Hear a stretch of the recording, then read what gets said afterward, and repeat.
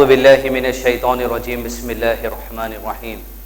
إن الحمد لله حمدا طيبا كثيرا مباركا فيه، وأشهد أن لا إله إلا الله وحده لا شريك له، وأشهد أن محمدا عبده ورسوله. أما بعد، فإن خير الحديث كتاب الله، وخير الهدي هدي محمد صلى الله عليه وسلم، وشر الأمور محدثاتها، وكل محدثة بدعة، وكل بدعة ضلالة، وكل ضلالة في النار.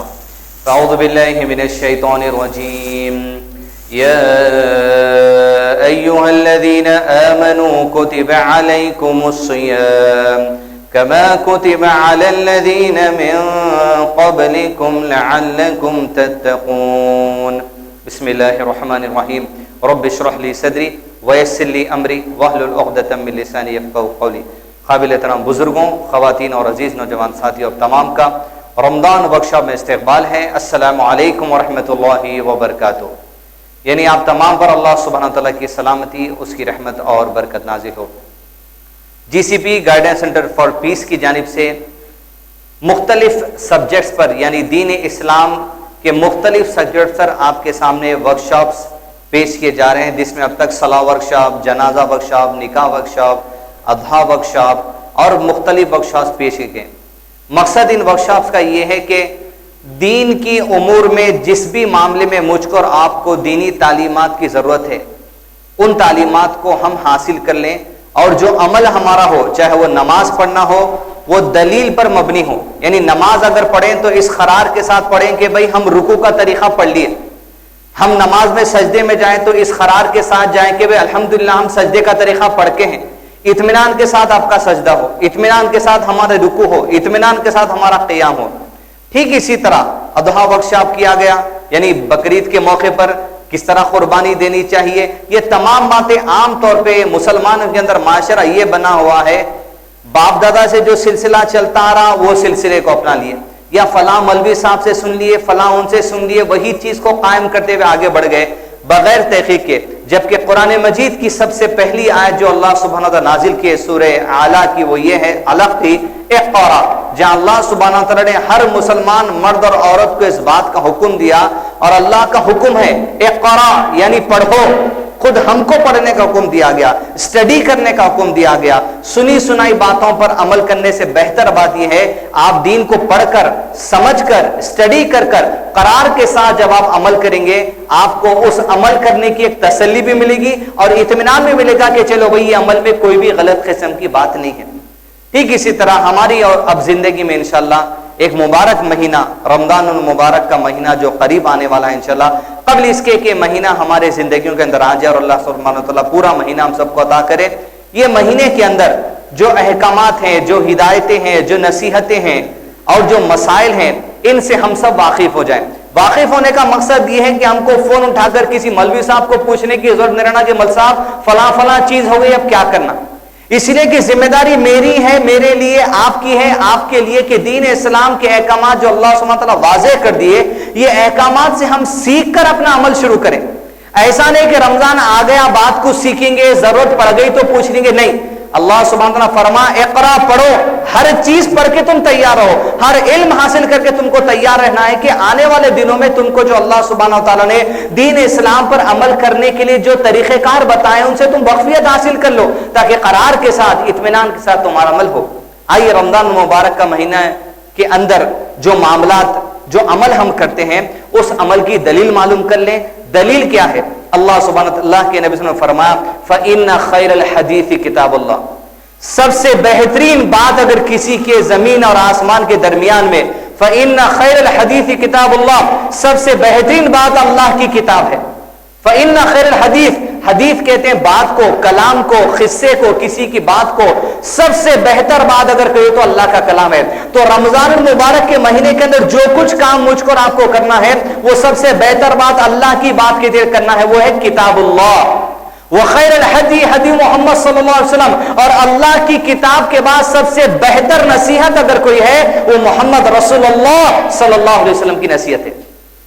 تو اللہ سبحانہ و تعالی رمضان کے روزے فرض کیے، قرآن مجید میں حکم آ گیا جیسے حکم آ گیا اللہ کے نبی صلی اللہ علیہ وسلم عمل کیے، جیسے اللہ کے نبی صلی اللہ علیہ وسلم عمل کیے، اب قیامت تک آنے والے لوگوں کے لیے ایک ہی مثال بن گئی۔ اب رمضان کے روزے رکھنا ہے تو ویسے ہی جیسے نبی صلی اللہ علیہ وسلم رکھے، رمضان میں تراویح پڑھنا ہے تو ویسے ہی جیسے نبی صلی اللہ علیہ وسلم پڑھے، افطار کریں گے تو ویسے ہی جیسے نبی صلی اللہ علیہ وسلم کرے، سحری کریں گے تو ویسے ہی جیسے رسول اللہ صلی اللہ علیہ وسلم کرے۔ اس لیے کہ اللہ سبحانہ تعالیٰ دنیا میں آخری نبی صلی اللہ علیہ وسلم کے بعد کسی کو بھی اسوہ نہیں بنایا، سارے اسوے ختم ہو گئے، اب ایک ہی اسوہ باقی ہے، رسول اللہ صلی اللہ علیہ وسلم کا اسوہ۔ اب نبی صلی اللہ علیہ وسلم کے اسوے کو چھوڑ کر کسی دوسرے آدمی کو، کسی دوسرے مولوی صاحب کو یا کسی دوسری کتاب کو اگر ہم نصیحت قبول کرنے کی کوشش کریں گے، ان سے وہ نصیحت اللہ کے قریب قابل قبول نہیں ہے۔ صرف ایک ہی طریقہ، ایک ہی شخص کی نصیحت قابل قبول ہے، وہ ہے محمد رسول اللہ صلی اللہ علیہ وسلم کی نصیحت۔ تو لہٰذا رمضان کے مہینے میں چونکہ عبادتوں کے قریب میں اور آپ ہوتے ہیں، اذکار کے قریب ہوتے ہیں، قرآن کی تلاوت کے قریب ہوتے ہیں، جائزہ لیں، کوشش کریں کہ علم حاصل کر لیں کہ بھئی شریعت چاہتی ہے کہ رمضان اس طرح تم گزارو، ویسے گزارنے کی کوشش کریں۔ انشاءاللہ لگ بھگ 50 الگ الگ مسائل پہ ہم انشاءاللہ یہاں پر ڈسکشن کریں گے، اور بعد میں انشاءاللہ آپ کو نوٹس بھی فراہم کر دی جائیں گے۔ پوائنٹ نمبر 1، سب سے پہلے پوائنٹ کی طرف آئیے۔ سب سے پہلا پوائنٹ ہے سیام۔ روزوں کے لیے جو لفظ قرآن مجید میں استعمال کیا گیا ہے، سورہ بقرہ کے اندر فرما اللہ سبحانہ وتعالیٰ نے اعوذ باللہ من الشیطان الرجیم یا ایھا الذین آمنوا کتب علیکم الصیام، اے لوگوں جو ایمان لائے ہو، اپنے آپ کو مسلمان کہتے ہو، اللہ کے سامنے سر کو جھکاتے ہو، یا ایھا الذین آمنوا کتب علیکم الصیام، سیام کہتے ہیں روزے کو۔ روزے کے لیے جو عربک ٹرمینالوجی استعمال کی گئی ہے قرآن مجید میں اور احادیث میں، وہ سیام ہے۔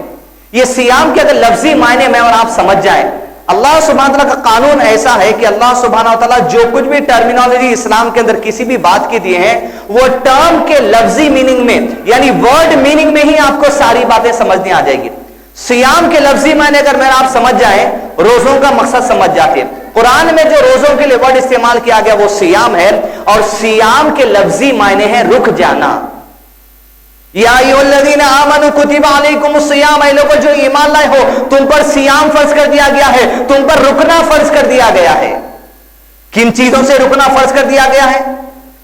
سحری کر لینے کے بعد افطار تک تم کو کھانے سے جو سو رکنا ہے، یہی تمہارا سیام ہے۔ سحری کر لینے کے بعد افطار کے وقت تم کو اپنی بیوی کے ساتھ سیکس کرنے سے رک جانا ہے، تم کو گالی دینے سے رک جانا ہے، تم کو گندی باتیں کہنے سے رک جانا ہے، تم کو چغل خوری کرنے سے رک جانا ہے، تم کو غیبت کرنے سے رک جانا ہے، تم کو چوری کرنے سے رک جانا ہے۔ یا ایھا الذین آمنوا کتب علیکم الصیام، اے لوگوں جو ایمان لائے ہو، تم پر روزے رکھنا فرض کر دیا گیا ہے۔ رمضان کے مہینے میں تمہیں رک جانا ہے۔ کس سے رک جانا ہے؟ جن جن حلال چیزوں سے بھی اللہ سبحانہ وتعالیٰ رکنے کے لیے کہا رک جانا، یعنی کھانا کھانا حلال ہے مگر رک جانا ہے، بیوی کے ساتھ مباشرت کرنا حلال ہے مگر رک جانا ہے۔ لیکن جو حرام چیزیں رمضان کے باہر بھی حرام ہے، وہ تو رمضان میں بھی حرام ہی رہیں گی، ان کے اوپر تو اور سختی عائد ہو گئی۔ لیکن جو حلال چیزیں ہیں، جن حلال چیزوں سے بھی رمضان میں رکنے کے لیے کہا گیا، ان سے بھی رکنا ہے۔ کس کے لیے؟ اللہ سبحانہ تعالیٰ کی رضا کے لیے۔ کتب علیکم الصیام کما کتب علی الذین من قبلکم لعلکم تتقون، تم پہ روزے رکھنا فرض کر دیا گیا ہے۔ کس طرح؟ جس طرح تم سے پہلے کے لوگوں پر روزے رکھنے کو فرض کر دیا گیا تھا۔ یعنی اس آیت سے بات معلوم ہوئی، رسول اللہ صلی اللہ علیہ وسلم کی امت سے پہلے جتنی امتیں دنیا کے اندر آئی، ان تمام امتوں پر بھی روزے رکھنا فرض کر دیا گیا تھا۔ لہذا رمضان میرے اور آپ کی انشاءاللہ زندگی میں آنے والا ہے، سمجھ جائیے سیام کے معنی ہے رک جانا۔ ہر وہ حلال چیز سے بھی رک جانا ہے اس وقت تک کے لیے جب تک کہ اللہ تعالیٰ چاہتے ہیں، کھانے سے اور تمام چیزوں سے، اور حرام چیزوں سے جن کے رکنے کے لیے اللہ نے کہا ان سے تو رکنا ہی رکنا ہے۔ رمضان کے اندر بھی رکنا ہے، رمضان کے باہر بھی رکنا ہے۔ یہ سب سے پہلا پوائنٹ تھا جس میں سیام کے معنی ہم نے جانے، یعنی سیام سے مراد ہے اپنے آپ کو روک لینا 30 دن کے لیے یا 29 دن کے لیے، جو حلال چیزوں کے لیے اللہ تعالیٰ رکنے کے لیے کہتے ہیں ان سے رک جاؤ۔ پوائنٹ نمبر 2، روزے کب فرض ہوئے؟ عام طور پہ یہ ذہن میں بات ہے کہ اللہ کے نبی صلی اللہ علیہ وسلم روزے پوری زندگی بھر رہے۔ رمضان اللہ سبحانہ تعالیٰ کے قریب مہینوں کی گنتی 12 ہے، محرم، صفر، ربیع الاول، شعبان، رمضان، یہ جتنے مہینے ہیں یہ جب سے آدم علیہ السلام دنیا میں آئے تب سے اللہ سبحانہ تعالیٰ کے قریب 12 مہینے ہیں۔ لیکن ہر دور میں نبی کے شریعتیں بدلتی گئی۔ طور طریقے بدلتے گئے، لیکن ایک جو عقیدے کے معاملہ ہے وہ فکس ہے، وہ یہ ہے کہ الا لیعبدون، اللہ کی عبادت۔ ہر نبی نے توحید کی دعوت دی، ہر نبی نے لوگوں کو اللہ کی طرف بلایا، ہر نبی نے لوگوں کو آخرت سے ڈرایا، ہر نبی نے لوگوں کو جنت اور جہنم کے جو سو باتیں بیان کی۔ اللہ کی عبادت سے کسی نبی نے نہیں رکنا، ہر نبی نے اللہ کی عبادت ہی کی طرف بلایا، لیکن طریقہ کار، نماز پڑھنے کا وقت ہمارے لیے الگ ہے، دوسرے نبیوں کے لیے الگ تھا۔ نماز پڑھنے کا طریقہ، چاہے وہ ہاتھ باندھنے کا ہو، رکوع کرنے کا ہو، اتحیات پڑھنے کا ہو، درود ابراہیم کا ہو، یہ معاملے شریعت کے طور طریقہ کار، عید کی نماز کا طریقہ، رمضان کے روزوں کا طریقہ، بقرعید کا طریقہ، یہ جو مسائل ہیں یہ ہمارے لیے الگ ہیں، دوسری قوموں کے لیے کچھ الگ تھے ہوں گے، لیکن توحید سب کے لیے ایک ہی ہے۔ ایک اللہ کی عبادت، یہ تو سارے نبیوں نے دعوت دی اور قیامت تک اللہ کی عبادت تمام لوگوں کو کرنا ہے۔ اب رسول اللہ صلی اللہ علیہ وسلم جو دنیا کے اندر آئے، 40 سال تک آپ عام آدمی کی طرح زندگی گزارتے رہے، 40 سال تک آپ پر نبوت فرض نہیں کی گئی تھی۔ 40ویں سال میں نبی صلی اللہ علیہ وسلم کی جب عمر ہوئی، جب آپ نبی بنے، تب نبی بنے، نبی بننے کے 10 سال تک، 12 سال تک نماز فرض نہیں ہوئی تھی۔ 5 وقت کی نماز رسول اللہ صلی اللہ علیہ وسلم کی زندگی میں 40 سال میں نبی بنے، 52 ایئرس کی آپ کی عمر ہو گئی تھی جب تک بھی 5 وقت کی نماز فرض نہیں ہوئی تھی، صرف 2 وقت کی نماز تھی، فجر کی نماز پڑھتے تھے، مغرب یا غالباً عصر کی نماز پڑھتے تھے، یہ 2 نمازیں پہلی تھی۔ جب نبی بننے کا 13واں سال آیا، یعنی 12 نبوت یا 13 نبوت کا درمیانی حصہ تھا، تب آپ کی معراج کا سفر ہوا، تب اللہ کے نبی صلی اللہ علیہ وسلم پر 5 وقت کی نمازیں فرض کر دی گئی، یعنی لگ بھگ زندگی کا 53واں یا 52واں سال تھا رسول اللہ صلی اللہ علیہ وسلم کا جب 5 وقت کی نماز تب سے شروع ہوئی۔ لیکن نماز فرض پہلے ہوئی، روزے ابھی فرض نہیں ہوئے تھے۔ نبی صلی اللہ علیہ وسلم 13 سال مکے میں رہنے کے بعد 10 سال آخری زندگی اپنی زندگی کے 53 سے لے کے 63 تک مدینے میں گزارے۔ 53 ایئرس میں نماز فرض ہوئی، 53 ایئر مکمل کرنے کے بعد جب آپ صلی اللہ علیہ وسلم مدینہ ہجرت کر کے گئے، مدینے میں پہلا سال گزر گیا، نماز ہی فرض تھی۔ مدینے میں دوسرا سال گزرا جب 2 ہجری آئی۔ مدینے کی زندگی کو ہجری کہتے ہیں اور مکی زندگی کو نبوت کہتے ہیں۔ آج ہم دیکھتے ہیں ہمارا کیلنڈر 1436 ہجری چل رہا، مطلب یہ ہے اللہ کے نبی صلی اللہ علیہ وسلم مکہ چھوڑ کے جب مدینہ چلے گئے، مکہ سے مدینہ ہجرت کر گئے، آج وہ ہجرت کرنے کے 1436 سال مکمل ہو گئے۔ یعنی نبی صلی اللہ علیہ وسلم جب مدینے کے اندر گئے، پہلے سال میں بھی روزے فرض نہیں ہوئے، 2 ہجری میں روزے فرض ہوئے، جس کے بارے میں آتا ہے کہ روزے نبی صلی اللہ علیہ وسلم کی امت پر 2 ہجری میں فرض کیے گئے، یعنی مدنی زندگی میں۔ ہجرت کے دوسرے سال میں شعبان میں رمضان کے روزے فرض کیے گئے، یعنی رمضان کا جو مہینہ آنے سے 1 مہینہ پہلے جو شعبان کا مہینہ آتا، اس مہینے میں اللہ کے نبی صلی اللہ علیہ وسلم کو حکم دیا گیا۔ اللہ کے نبی صلی اللہ علیہ وسلم پہلی امتوں پر بھی روزے فرض کیے گئے تھے، آپ کی امت پہ بھی روزے فرض کیے جاتے ہیں، یعنی نبی صلی اللہ علیہ وسلم اپنی زندگی میں صرف 9 رمضان کے روزے رکھے۔ کتنے رمضان کے؟ 9 رمضان کے۔ باقی ساری زندگی آپ کی جتنی تھی اس میں روزے فرض نہیں تھے، لیکن روزوں کا اہتمام کیا کرتے تھے۔ نماز 13واں سال میں فرض ہوئی آپ کی نبوت کے، اس سے پہلے صرف 2 وقت کی نماز رہتی تھی، لہذا بنیادی باتوں کو یاد رکھیے۔ پوائنٹ نمبر 3، جان بوجھ کر روزہ نہیں رکھنے پر کیا ہوگا؟ کوئی آدمی ہے، آج کل ایسا کلچر بنے ہوا ہے نوجوان بچوں کا اور بچیوں کا، کالج جانے والے یا ذرا جو سو مغل پورا چھوڑ کے ٹولی چوکی چلے گئے، یا ذرا خلوت کا شہر چھوڑ کے بنجارہ ہل میں گھر مل گیا تو اوپر سے لے کے نیچے تک پورا مزاج بدل جاتا، کپڑوں کا مزاج بھی بدل جاتا، ہلنے جھلنے کا مزاج بھی بدل جاتا، بات کرنے کا مزاج بھی بدل جاتا، دین کا مزاج بھی بدل جاتا، جیسوں میں رہتے ویسے ہو جاتے۔ رسول اللہ صلی اللہ علیہ وسلم کی حدیث سے فرمایا آدمی اپنے دوست کے دین پر رہتا بولے، لہذا ہمیشہ اپنے دوستوں کا جو سرکل ہے وہ دیندار لوگوں کا قائم رکھنا۔ وہاں کے بنجارہ کے لوگوں کو دیکھیں، نہ روزے نہیں رہتے، بہت کم رہتے، الوداع جمعے کے رہتے، نہیں تو جمعے کا رہتے، نہیں تو سنڈے کا رہتے، وہی عادت ہو جا رہی ہے اپنے لوگوں کو بھی۔ جان بوجھ کے اگر کوئی مسلمان طاقت رکھتے ہوئے، پیسہ رکھتے ہوئے، ہر چیز ہے، لیکن روزہ چھوڑتا ہے تو حدیث سنے، نبی صلی اللہ علیہ وسلم نے فرمایا، بخاری شریف کتاب الصوم کی حدیث ہے، دین کے معاملہ سیکھنے لوگوں کو بھی سکھائے۔ فرمایا ابو ہریرہ رضی اللہ عنہ سے راوی ہے اور ابن مسعود رضی اللہ عنہ جو 2 صحابی ہیں روایت کرتے ہیں، ہم نے نبی سے سنا، کیا سنا؟ یہ اگر کسی نے رمضان میں کسی عذر اور مرض کے بغیر، یعنی کوئی وجہ نہیں تھی اور کوئی بیماری نہیں تھی، لیکن ایک فیشن کے طور پہ لوگ چھوڑتے ہیں، آپ روزہ چھوڑ لیے، تو فرمایا بغیر 1 دن کا بھی روزہ نہ رکھا تو ساری عمر بھی اگر روزے رہ جائے تو رمضان کے ایک روزے کا بھی بدلہ ادا نہیں کر سکتا. ایک روزہ اگر آپ رمضان کا چھوڑ دیں گے جان بوجھ کر، زندگی بھر بھی اگر آپ جو سو روزے رہنے کی اگر عادت ڈال لیں تب بھی ایک روزے کا بھی آپ مقابلہ نہیں کر سکتے. رمضان کے روزے کی یہ اہمیت ہے اور فرض ہے. جان بوجھ کے اگر فیشن کے طور پہ کلچر کے اندر لوگ اگر روزہ چھوڑ رہے ہیں تو یہ آپ یاد رکھیے علماء کرام کا فتویٰ ہے، کہا یہ آدمی روزے کا جو انکار کرتا ہے کافر ہے. اس لیے کہ اسلام کے 5 رکن ہیں، صلاۃ، زکات، صوم، حج، اس طرح تمام جو سو اہم رکن ہیں. کسی چیز کا بھی اگر آپ انکار جان بوجھ کر کریں گے میں روزہ نہیں ہے رے بھائی، یہ کیا جان پہ بوجھ ہے رے بھائی، صرف گنہگار لوگوں نے سے روزہ رہنے کی ضرورت ہے، ہم گناہ نہیں کریں تو روزہ کس لیے؟ گنہگار آدمی نماز پڑھنا، ہم جیسے گناہ نہیں کریں تو نماز کس لیے؟ کسی آدمی کی اگر یہ سوچ ہے ایسا آدمی کافر ہو جاتا. پوائنٹ نمبر 4، کیا بچے روزہ رہ سکتے؟ عام طور پہ ہوتا کہ جو سو رمضان کا جیسے جو سو شروعات ہو جاتا روزے رکھائی کے دعوتاں عروج پہ شروع ہو جاتے، بچوں کو لاڑ پیار سے پھولا پینا کے صبح سے تھما تھما کے، یہ فیشن کے طور پہ اس نیت سے نہیں کرنا چاہیے کہ بھائی جیسو ارے ان کے بچے کی روزے رکھے ہو گئی، اب تک اپنے بچے کی روزے رکھے نہیں ہوئی، ان کے بچے کی بسم اللہ ہو گئی، ہمارے بچے کی بسم اللہ اب تک نہیں ہوئی. یہ نہیں سوچتے کوئی بھی. عقیقہ جو سنت سے ایک ہی ثابت ہے، نہ چھلا ثابت ہے، نہ چھٹی ثابت ہے، نہ روزے رکھائی ثابت ہے، نہ کچھ ثابت ہے. عقیقے کو یاد نہ کرے ان کے بچے کا عقیقہ ہو گیا، ان لوگوں کا سنت پہ عمل کر لیا، اپن نے کرے اب تک عمل. یہ نہیں سوچتے روزے رکھے کی دعوت ان کے سال ہوئی تھی، یہ سال کر دیں گے، یہ سال جو سو ان کی، اگلے سال چھوٹے بیٹے کی.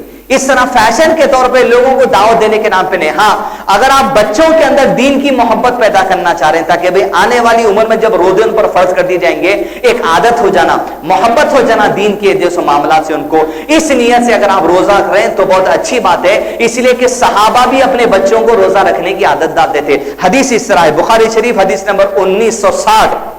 انصار ان کو کہتے ہیں، مدینے میں رہنے والے مسلمان صحابہ کو انصار کہتے ہیں. مکے کے اندر رہ کے جو مکہ چھوڑ کے مدینہ چلے گئے ان کو مہاجر صحابہ کہتے ہیں. انصار صحابہ کیا کرتے تھے؟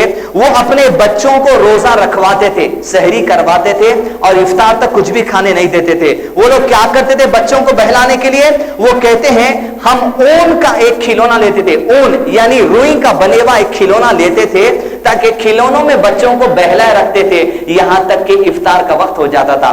عادت ڈالنے کے لیے، دین سے محبت پیدا کرنے کے لیے بچوں کو آپ روزے رکھنے کی عادت ڈالنا بہت اچھی بات ہے. لیکن خالی روزے رکھے کی دعوت کرنا ایک رسم ہے سمجھنا، جیسا قرآن ختم ہو گئی تو ایک دعوت، روزہ پہلی بار رکھا تو ایک دعوت، ختنہ ہو گئی تو دعوت، چھلا ہو گیا تو دعوت، ہر ٹائپ کے لیے ایک دعوت. لیکن بنیادی چیز عقیقہ، اس کو بھول جاتے. اس کو بھی یاد رکھیے، بچوں کے اندر دین کی محبت پیدا کرنے کے لیے آپ جو ہے روزے رکھنے کی عادت ڈالیے. پوائنٹ نمبر 5 بڑا اہم پوائنٹ ہے،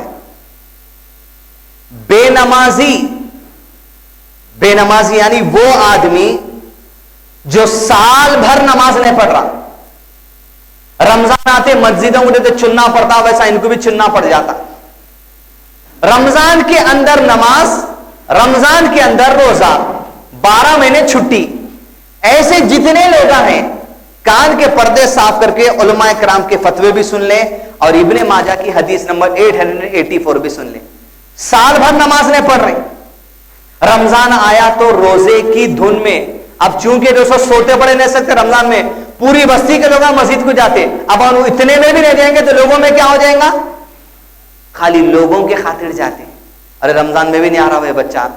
اس طرح ایسے لوگ توجہ سے فرما، بے نمازی کا روزہ صحیح نہیں ہے. پہلے علماء نے کہہ دیا ایسا آدمی جو زندگی بھر نماز نہیں پڑھ رہا، سال کے 11 مہینے خالی اس نیت سے پڑھ رہا، رمضان آ گیا، رمضان میں روزہ رکھنا رہتا، رمضان میں نماز پڑھنا رہتا، پھر اس کے بعد چھوڑ دینا رہتا، یہی نیت رہتی کئیوں کی.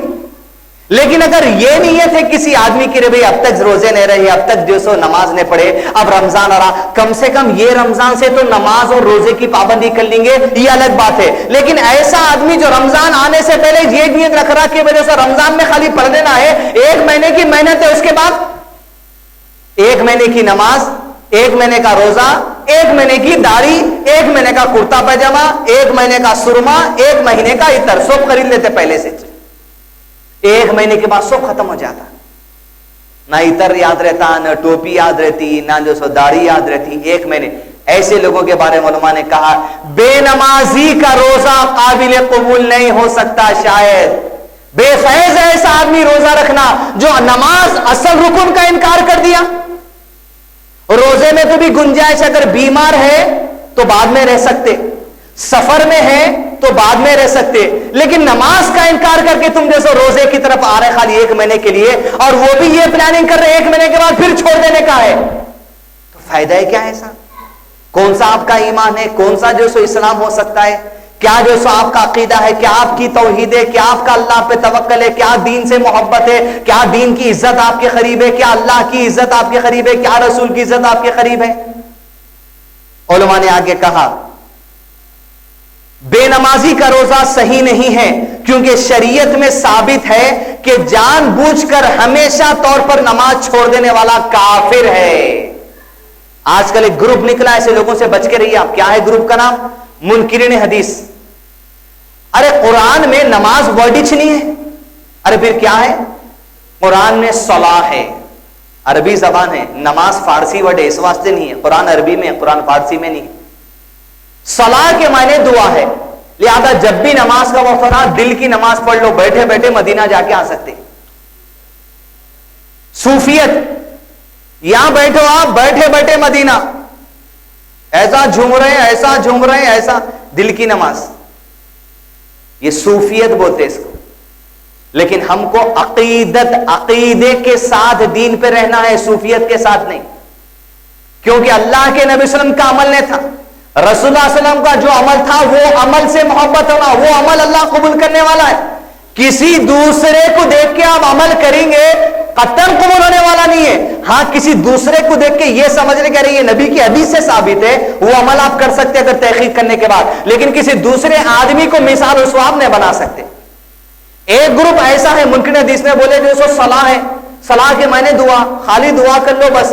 5 वक्त की नमाज लोग नहीं पढ़ते, आज बोलते नमाज ही नहीं है। ऐसा एक ग्रुप बोलता सिर्फ कुरान में 3 जगह सलाह है, 3 टाइम की नमाज। एक ग्रुप बोलता 2 टाइम की नमाज, एक ग्रुप 1 टाइम की नमाज, एक ग्रुप जुम्मे की नमाज जुमेरात की रात को, दूसरा ग्रुप नमाज ही नहीं है। फिर एक नया इन्हीं में से निकला, एक आदमी जब देखिए नमाज का इनकार करता, नया ग्रुप इन्हीं में निकला। कुरान में ये नहीं है कौन से महीने में रोजे रखना बोल के, कुरान में कहीं भी नहीं, लिहाजा रहोश मत। इस तरह मंतीक, ये ग्रुप का काम है अक्ल लगा के काम करना। याद रखिए आप, दीन की कोई भी बात को अक्ल ने लड़ाना। हजरत अली रज़ियल्लाहु अन्हु का कौल है, जब आप अल्हम्दुलिल्लाह वजू करते, वजू करके सॉक्स पहन लिया आप ऑफिस जाने के लिए सुबह, फिर आपका वजू टूट गया, जोहर की नमाज के लिए आप वजू करना चाह रहे हैं, फिर शू उतार के सॉक्स उतार के पैर धोने की जरूरत नहीं है, हाथ धो लिए, नाक कुल्ली कर लिए, नाक में पानी चढ़ा लिए, चेहरा धो लिए, हाथ धो लिए, सर का मसा कर लिए। शू उतार के आप हाथ कच्चे करके खाली पैर के ऊपर इस तरह हाथ भी अगर आप फेर लें तो काफी है। कब? सुबह वजू करके निकलना। 1 दिन तक ऐसा कर सकते आप खाली, फिर दूसरे दिन ताजा वजू करना पड़ता। हजरत अली रज़ियल्लाहु अन्हु का कौल है, दीन में अक्ल लगाना। कहा दीन में अगर अल्लाह सुब्हानहू व तआला लोगों को अक्ल लगाने की इजाजत दे देता, लॉजिक इस्तेमाल करने की इजाजत दे देता, मंतिक इस्तेमाल करने की इजाजत दे देता, तो इंसान पैर के ऊपर का मसा नहीं करता, पैर के नीचे का मसा करता।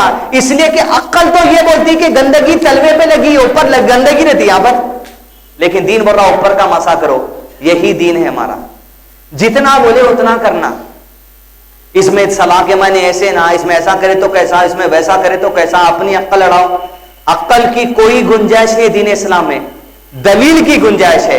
ये दलील है, ये काम करो, ये दलील है, ये काम करो, ये नहीं करना, ये नहीं करना, ये करना, ये करना। अक्ल लड़ाते अगर आप रहेंगे बिलखुसूस गैब की बातों पे, एक ग्रुप ऐसा है नमाज नहीं है, दूसरा ग्रुप रोजा नहीं है, तीसरा उसी में कब्र का अजाब नहीं होता, मेराज का सफर नहीं होता, नजरे बद नहीं होती, जादू नहीं होता, ऐसे ऐसे ग्रुप्स निकले। ये तमाम मामलात गैब के हैं, याद रखिए आप। غیب کی کوئی بھی بات کے بارے میں اللہ تعالیٰ فرماتے سورہ بقرہ میں اعوذ باللہ من الشیطان الرجیم مومن وہ ہے الذین یؤمنون بالغیب جو غیب کی ساری باتوں پر سیدھا ایمان لاتا. کیسا؟ جیسا نبی صلی اللہ علیہ وسلم کا ایمان تھا. بولے قبر کا عذاب ہے, رسول اللہ صلی اللہ علیہ وسلم ہر نماز میں دعا کرتے اللہم انی اعوذ بک من عذاب القبر, اللہ مجھے قبر کے عذاب سے بچا لے. بس ہمارا بھی ایمان ہے, نظر بد ہے, ہمارا ایمان ہے, لیکن اللہ ہم کو بچا. غیب کی کوئی بھی بات میں اگر آدمی اپنی لاجک اپنی عقل لڑائیں گا, آپ دین سے غائب ہو جاتے, پھر کہیں بھی نہیں دکھتے, سمجھ نہیں آتی دین کی کوئی بات. لہذا نبی صلی اللہ علیہ وسلم کا اسوہ کیا ہے, صحابہ کا طریقہ کار کیا ہے, اس سے آپ جو سو دین سیکھنا چاہیے. لہذا بے نمازی کے روزے کے بارے میں علماء نے کہا, حدیث میں ہے ابن ماجہ حدیث نمبر 884, ہمارے اور کافر کے درمیان, کس کے درمیان میں؟ مسلمان اور کافروں کے درمیان عہد صرف صلاح ہے, صرف نماز ہے. جس نے نماز کو چھوڑ دیا اس نے کفر کیا. کھانا آپ بھی کھا رہے ہیں, کھانا ہندو بھی کھا رہا, سوتے آپ بھی, سو رہا ہندو بھی, پیسہ آپ بھی کما رہے ہیں, پیسہ انہیں بھی کما رہا, شادی آپ بھی کر رہے ہیں, شادی انہیں بھی کر رہا, بچے آپ کو بھی ہیں, بچے اس کو بھی ہے, کپڑے آپ بھی پہنتے, کپڑے انہیں بھی پہنتا, گھر میں آپ بھی رہتے, گھر میں انہیں بھی رہتا, گاڑی پہ آپ بھی پھرتے, گاڑی پہ انہیں بھی پھرتا. فرق کیا اس میں اپنے میں؟ کہا اللہ کے نبی صلی اللہ علیہ وسلم نے صلاح. ہم اللہ کے سامنے اپنے سر کو چکاتے ہیں, وہ مندروں کے گھنٹے مارتے پھرتے, اس لیے یہی فرق ہے.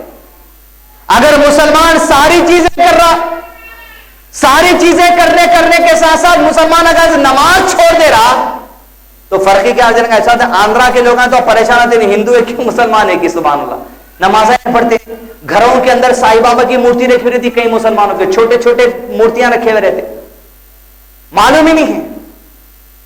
کب معلوم ہوگا فرق؟ جب تم مساجد کی طرف چل کے جائیں گے تو لوگوں کے سامنے دلیل ہوں گی یہ آدمی مسلمان ہے, بھلے چہرے پہ ابھی وقتیہ طور پہ داڑھی نہیں ہوں گی لیکن انہیں مسلمان ہے, اس کا لبادہ کچھ اور ہوگا لیکن انہیں مسلمان ہے. جب آپ عیدین کے لیے نکلیں گے, جمعہ کے لیے نکلیں گے, تب لوگوں کو فرق معلوم ہوگا کہ واقعی میں ان میں ہمارے میں فرق ہے, یہ اللہ کی عبادت کرتے, شرک نہیں کرتے. لہذا علماء کرام نے کہا بے نمازی آدمی کا روزہ رکھنا بے فیض ہے, اس لیے کہ اس کی نیت پھر رمضان کے بعد نماز چھوڑ دینے کی ہے. لہذا ایسا آدمی تو کافر ہے جو نماز کا انکار کرتا. پھر کیسا وہ آدمی, ہم جب سن رہے ہیں اب یہ بات, وہ آدمی بولے تو یہ مت سمجھیے کدھر کی رہتا کہ دنیا کے کونے میں, یا اردو گھر میں کتنے کی ہوں گے بیٹھے ہوئے. مثال کے طور پہ سنڈے تھا, بچوں کے اسکول کو چھٹی, بچوں کے اسکول کو چھٹی یعنی صبح سنڈے کے دن اٹھنے کا ٹائم 9 بجے, کھانا پکانے والے 8:30 پونے 9 کو اٹھتے, کھانا کھانے والے 10 بجے اٹھتے. رات میں جب سوتے آپ ہفتے کی رات کو ٹی وی بند کر کے 11 بجے 11:30 12 بجے 12:30 جبھی بھی رات میں سوتے وقت ہی جب سنڈے ہے صبح مارننگ الارم فون کا سیٹ کیا جاتا ہے رات کے 11:30 بجے 10 بجے رکھتے نہیں رہتے. کتنے جنے رکھے آپ 10 بجے کا الارم ہاتھ اٹھائی. رات میں 11:30 کو سوتے وقت ہی آپ مارننگ 10 بجے کا الارم رکھ کے اگر سو رہے تو آپ پہلے اخبار اٹھا کے دیکھ لیجئے فجر کی نماز کا وقت شروع ہو رہا 4:30 کو اور ختم ہو رہا 5:40 کو. آپ رات میں 11:30 کو سوتے وقت میں الارم رکھ دیے 10 بجے کا, مطلب رات کے 11:30 بجے آپ فجر کی نماز کا انکار کر دیا, پڑھنا ہی نہیں ہے نماز, آدمی کافر ہو گیا, کوئی دو رائے نہیں ہے اس میں. ایسا آدمی کافر ہو گیا کہ میں نے رات میں بستر میں سوتے وقت ہی مکمل ارادہ کر لیا کہ اٹھنا ہی نہیں ہے, یہ نماز جسنے پر تو ایسا آدمی کافر, اس میں کوئی دو رائے نہیں ہے, اللہ کہ پھر توبہ کر کے راہ رات پہ آ جائے. ایسا مزاج والا روزہ رکھنے کا فائدہ کیا ہے, کیا فائدہ ہو سکتا بولیا؟ پوائنٹ کو یاد رکھیے. نیکسٹ پوائنٹ نمبر 6, صرف رمضان میں نماز پڑھنے والوں کے بارے میں کیا مسئلہ. ایک تو یہ ہو گیا جس نے نماز کا انکار کیا یا سستی کوتاہی کی وجہ سے چھوڑ دیا تو یقیناً اس نے کفر کیا. سعودی مجلس افتاء علماء کرام کا حدیث کی روشنی میں فتویٰ ہے, سستی میں چھوڑ دیے, جان بوجھ کے چھوڑ دیے, فونوں پہ بات کر رہے ہیں تو چھوڑ دیے, کھانا کھاتے بیٹھ کے چھوڑ دیے, سانچکوں میں ہے چھوڑ دیے, جماگیوں میں ہے چھوڑ دیے, افطار پارٹی سحر تک چلی, اتنی چلی کہ سحر کرتے بستر پہ سو گئے. بولے یہ جان بوجھ کے چھوڑنے والے آدمی کافر ہیں. اس لیے کہ اللہ سبحانہ وتعالیٰ مجھ کو اور آپ کو جبرے دنیا میں کیا مقصد ہے؟ اعوذ باللہ من الشیطان الرجیم وما خلقت الجن والانس الا لیعبدون، ہم نے جنات اور انسان کو محض پیدا کیا تو ہماری عبادت کے لیے، عبادت ہی آپ نے کریں تو فائدہ کیا ہے؟ ایک تو عبادت نماز کا طریقہ ہے، دوسرا چلتے پھرتے اٹھتے بیٹھتے سارے معاملات کو آپ عبادت میں کنورٹ کر سکتے۔ کیسا؟ کپڑے پہنو بولے جیسے پہنو بولے ویسے عبادت، چھینک آئی الحمدللہ، کیوں بول رہے ہیں؟ اللہ کا حکم ہے، اللہ کی ان کی اطاعت کرنا عبادت، الحمدللہ بولنا عبادت، سنا سو والا یرحمک اللہ بولنا اس کی عبادت، انہیں سنا سو والا یہدیکم اللہ و یصلح بالکم اللہ پھر عبادت۔ عبادت یعنی بندگی، اللہ کی بندگی میں اپنے آپ کو کھپا دینا، چھینک آئے سو ٹائم الحمدللہ بولنا، جمائی آئے سو ٹائم ہاتھ رکھنا، یہ بھی عبادت۔ اکثر لوگوں میں جماعت استغفر اللہ بولتے، یہ ثابت نہیں ہے، استغفر اللہ بولنا ثابت نہیں ہے۔ آپ دن میں 1,00,000 استغفر اللہ بولو مگر جمائی کے بعد مت بولو، اس لیے کہ جمائی کے بعد بولنا سنت نہیں ہے، عادت بنا لی، ہاتھ رکھو بیٹے استغفر اللہ بولو۔ کس سے ثابت ہے؟ کیوں بول رہے ہیں آپ؟ صرف ہاتھ رکھنا ثابت ہے، منہ بند کرنا یا منہ دبا لینا، استغفر اللہ جمائی کے بعد بولنا ثابت نہیں ہے۔ نبی وسلم کے بارے میں آپ صلی اللہ علیہ وسلم دن میں 70 سے زیادہ مرتبہ استغفار کرتے تھے، توبہ کرتے تھے، آپ کریے، لیکن جمائی کے موقع پہ خاموش۔ پوائنٹ نمبر 7، رمضان کا چاند دیکھ کر روزہ رکھنا چاہیے۔ بخاری شریف حدیث نمبر 1906، نبی صلی اللہ علیہ وسلم نے فرمایا ماہ رمضان کا چاند دیکھ کر روزہ رکھو اور ماہ شوال کا چاند دیکھ کر روزہ رکھنا چھوڑ دو۔ اب ابر کے دن ہیں، یہ حدیث سن کے چاند دیکھ لیتے ٹھہریں گے پرسوں نہیں دکھ رہا، مطلب یہ ہے کہ جب مہینہ شروع ہو جائے اس کی نشاندہی ہے کہ چاند دکھ جائے گا۔ اب بادل کے پار چاند نہیں دکھتا، ٹیکنالوجی ایسی ہے، اور علماء کی ایک ٹیم بیٹھی ہوئی ہے رویت ہلال کی جو ہم تک اطلاع پہنچاتی، جب اطلاع مل جائے کہ بھئی جو سو چاند دکھ چکا ہے آپ روزوں کا آغاز کر لیجئے۔ پوائنٹ نمبر 8، چاند دیکھ کر یہ دعا پڑھنی چاہیے۔ چاند دیکھنے کے بعد یہ دعا پڑھنا سنت سے ثابت ہے، بک آپ کو دی جائیں گی، جب بھی چاند دیکھیں گے رمضان کا یہ دعا پڑھیے۔ فرمایا نبی صلی اللہ علیہ وسلم نے اللہ اکبر اللہم اہلہ علینا بالامن والایمان والسلامت والاسلام والتوفیق لما تحب ربنا وترضى ربنا وربک اللہ۔ ترجمہ اس طرح ہے، اللہ سب سے بڑا ہے، تو اس کو ہم پر امن و ایمان اور سلامتی کے ساتھ طلوع فرما، اور اس چیز کی توفیق کے ساتھ جس کو تو پسند کرتا ہے۔ کیا پسند کرتا ہے؟ افطاری کو۔ کیا پسند کرتا ہے؟ سحری کو۔ کیا پسند کرتا ہے؟ ہر برائی سے بچنے کو۔ کیا پسند کرتا ہے؟ پیاس انسان کو جب لگتی ہے تو جب وہ اللہ کی حمد بیان کرتا ہے اس چیز کے ساتھ اللہ جس کو تو پسند کرتا ہے۔ اے ہمارے رب، اور جس سے تو راضی ہوتا ہے، اے چاند ہمارا اور تمہارا رب اللہ ہے۔ یہ دعا پڑھیے، پرنٹڈ ہے، بچوں کے ساتھ پورے گھر والوں کو لے کے کام کریے۔ پوائنٹ نمبر 9، اگر چاند نظر نہ آئے تو رمضان کے 3 روزے مکمل کر لینا چاہیے۔ بخاری شریف حدیث نمبر 1907۔ یہ مسئلہ علماء کرام رویت ہلال کمیٹی ہم تک پہنچائیں گی، لیکن مسئلے کو یاد رکھنا چاہیے، کبھی اختلاف ہو جاتا، چاند یا نے دیکھا تو بعض ایک ٹیم بولتی کہ جو سو نہیں روزہ رہ جاؤ، دوسری ٹیم بولتی کہ نہیں روزہ مت رہو، فلاں جگہ دکھ گیا وہاں جگہ دکھ گیا۔ حدیث اس طرح ہے، ابن عمر رضی اللہ عنہ سے روایت ہے کہ نبی صلی اللہ علیہ وسلم نے فرمایا مہینہ کبھی 29 راتوں کا ہوتا ہے، اس لیے 29 راتیں پوری ہو جانے پر جب تک کہ چاند نہ دیکھ لو روزہ شروع نہ کرو، اور اگر بادل ہے تو پھر 30 دن کا شمار پورا کر لو۔ چاند کہیں بھی نہیں دکھا انڈیا میں، کون سی کی کنٹری میں دکھ گیا؟ نہیں رہ جاؤ بولے، ایک علماء کی ٹیم بول رہی رہ جاؤ، ایک علماء کی ٹیم بول رہی نہیں رہ جاؤ۔ ہمارا کام یہ ہے 29 اگر روزے ہیں، 29 کے بعد اختلاف آیا، 30واں پورا کر لینا، ان علماء کے ساتھ چلے جانا جو بول رہے ہیں کہ جو سو نہیں کنٹینیوشن کر لو، بھی ہمارے ملک میں اندر ہمارے دائرے کے اندر چاند نہیں دکھا، اختلاف کا بام کو چھوڑ دینا۔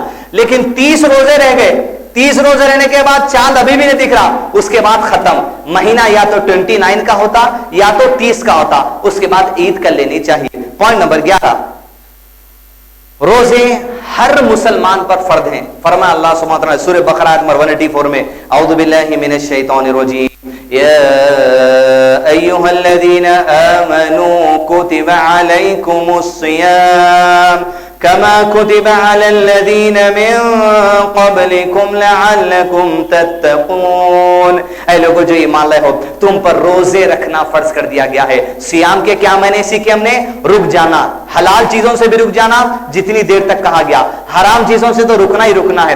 رک جاؤ. سیام، اپنے ہاتھوں کو روک لو، پیروں کو روک لو، نفس کو روک لو، ذہن کو روک لو، منہ کو روکو، زبان کو روکو، ہر چیز سے رک جاؤ جس سے اللہ نے تمہیں روکنے کا حکم دیا ہے.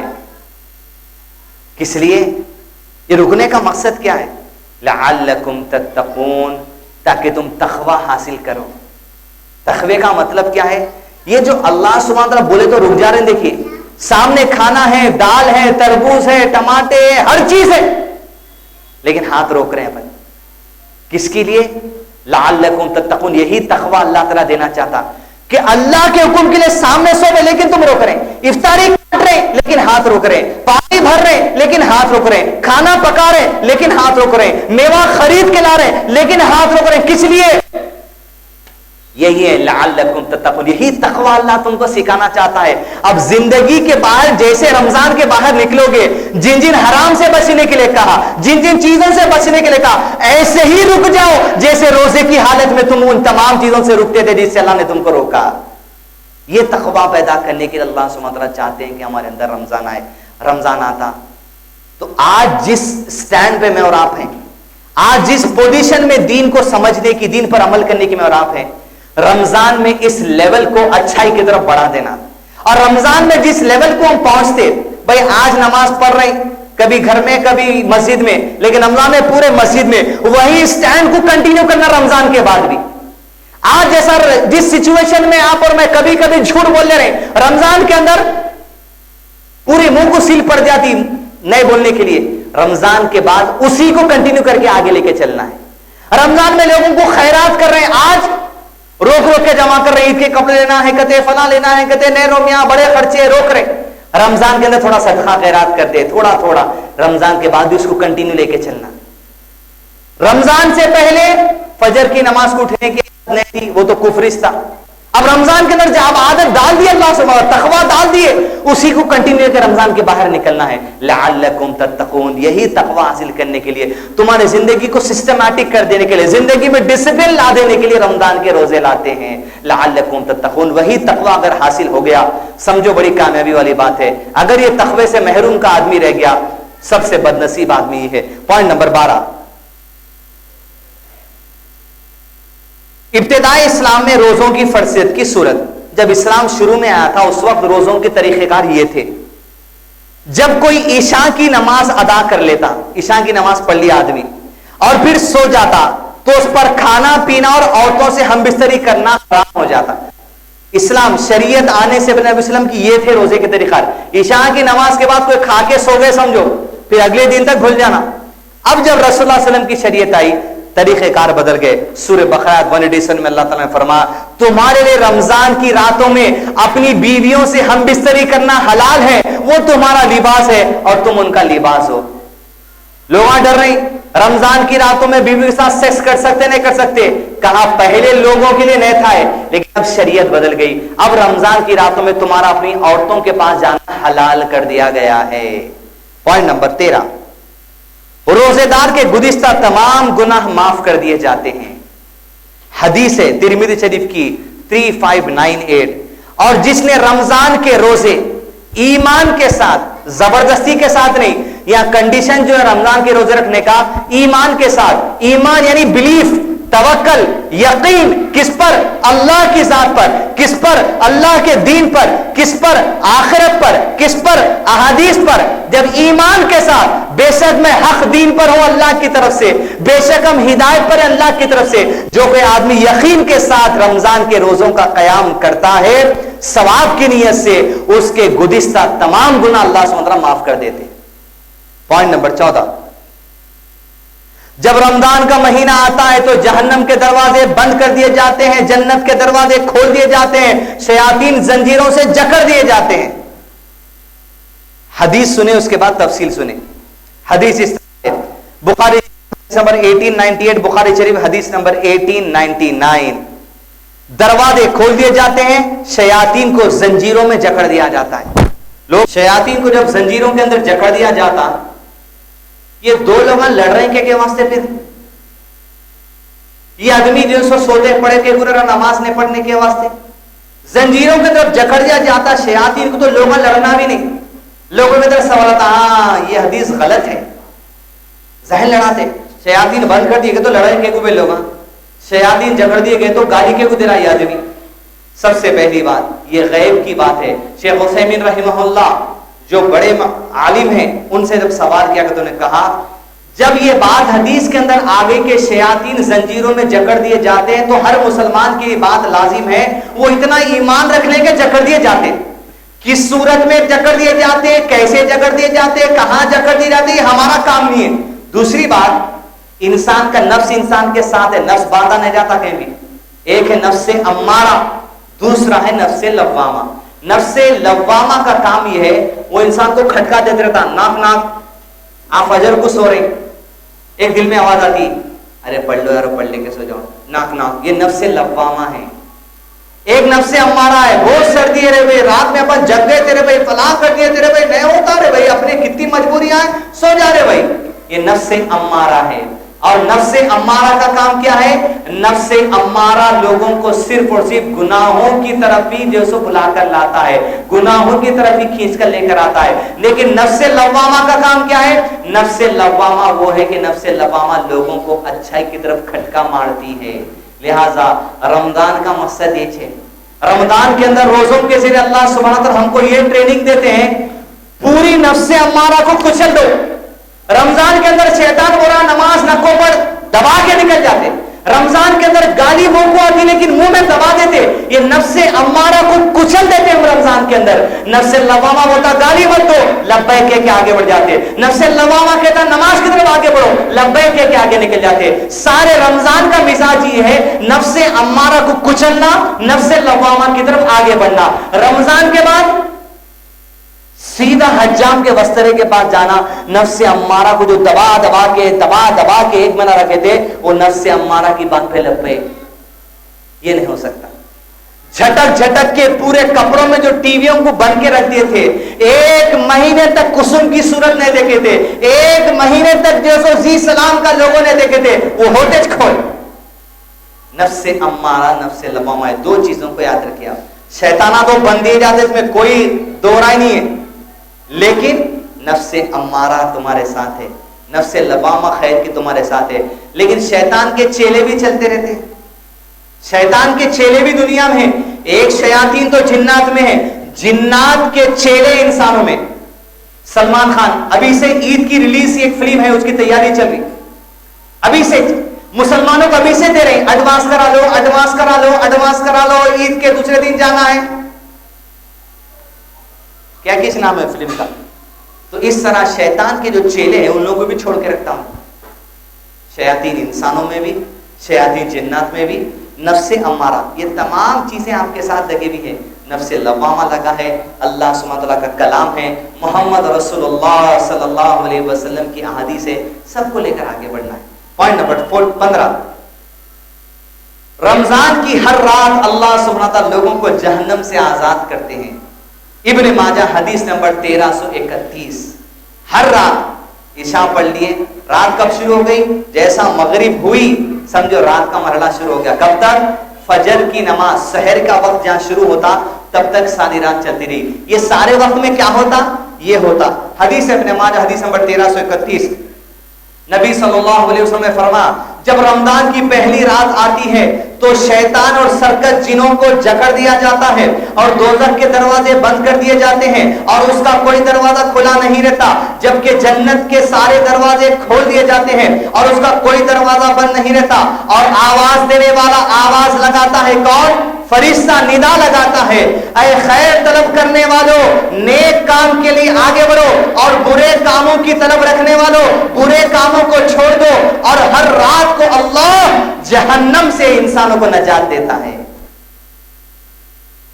کون سی بھی رمضان کی رات میں نکل جا سکتی ہے اپنی گاڑی آگے, بس خیر کے ساتھ استغفار کرتے رہیے, توبہ کرتے رہیے, تباہی کا اہتمام ہے, قرآن کا اہتمام ہے, خالی پڑھنا نہیں، سمجھ کر پڑھنا، اخلاص کے ساتھ، عاجزی کے ساتھ، انکساری کے ساتھ، اللہ سے اس نیت کے ساتھ رمضان گھر کو گزاریے، آج جس غلطی پر ہے یہ غلطی کو چھڑا دے، اللہ چھڑا دے بول کے میں دعا کرا، دعا قبول ہو گئی، آپ نے کرا کہ نہیں، غلطی کو چھڑا دے، میں کوشش بھی کر رہا ہوں، اللہ کوشش بھی کرتے رہیے، دعا بھی کرتے رہیے، عہد بھی کرتے رہیے، مضبوط ارادہ کیجئے کہ ٹرانسفارم ہونا ہے رمضان کے بعد، رمضان کے اندر ٹرانسفارم ہوئے تو وہ ٹرانسفارمیشن کنٹینیو لے کے چلنا ہے اس طرح۔ نیکسٹ پوائنٹ نمبر 17، رمضان کی خصوصیت، صحیح جامع صغیر حدیث نمبر 1497، بہت خاص مہینہ ہے۔ یہ معاملات رمضان کے اندر سمجھ رہے کہ رمضان میں صرف قرآن نازل ہوا، نہیں، کئی کتابیں ہیں جو اللہ سبحانہ وتعالی اس کے نزول کو رمضان چنے۔ حدیث نبی صلی اللہ علیہ وسلم کی، نبی صلی اللہ علیہ وسلم نے فرمایا صحیف ابراہیم، سورہ اعلیٰ میں ہم پڑھتے ہیں صحف ابراہیم و موسیٰ، ابراہیم علیہ السلام اور موسیٰ علیہ السلام کو صحیفے دیے تھے اللہ تعالیٰ، جیسا نبی صلی اللہ علیہ وسلم کو قرآن دیے ویسا ان لوگوں کو تختیوں پر لکھ کر اللہ تعالیٰ دیتے تھے، تورات اور ابراہیم علیہ السلام کے صحیفے۔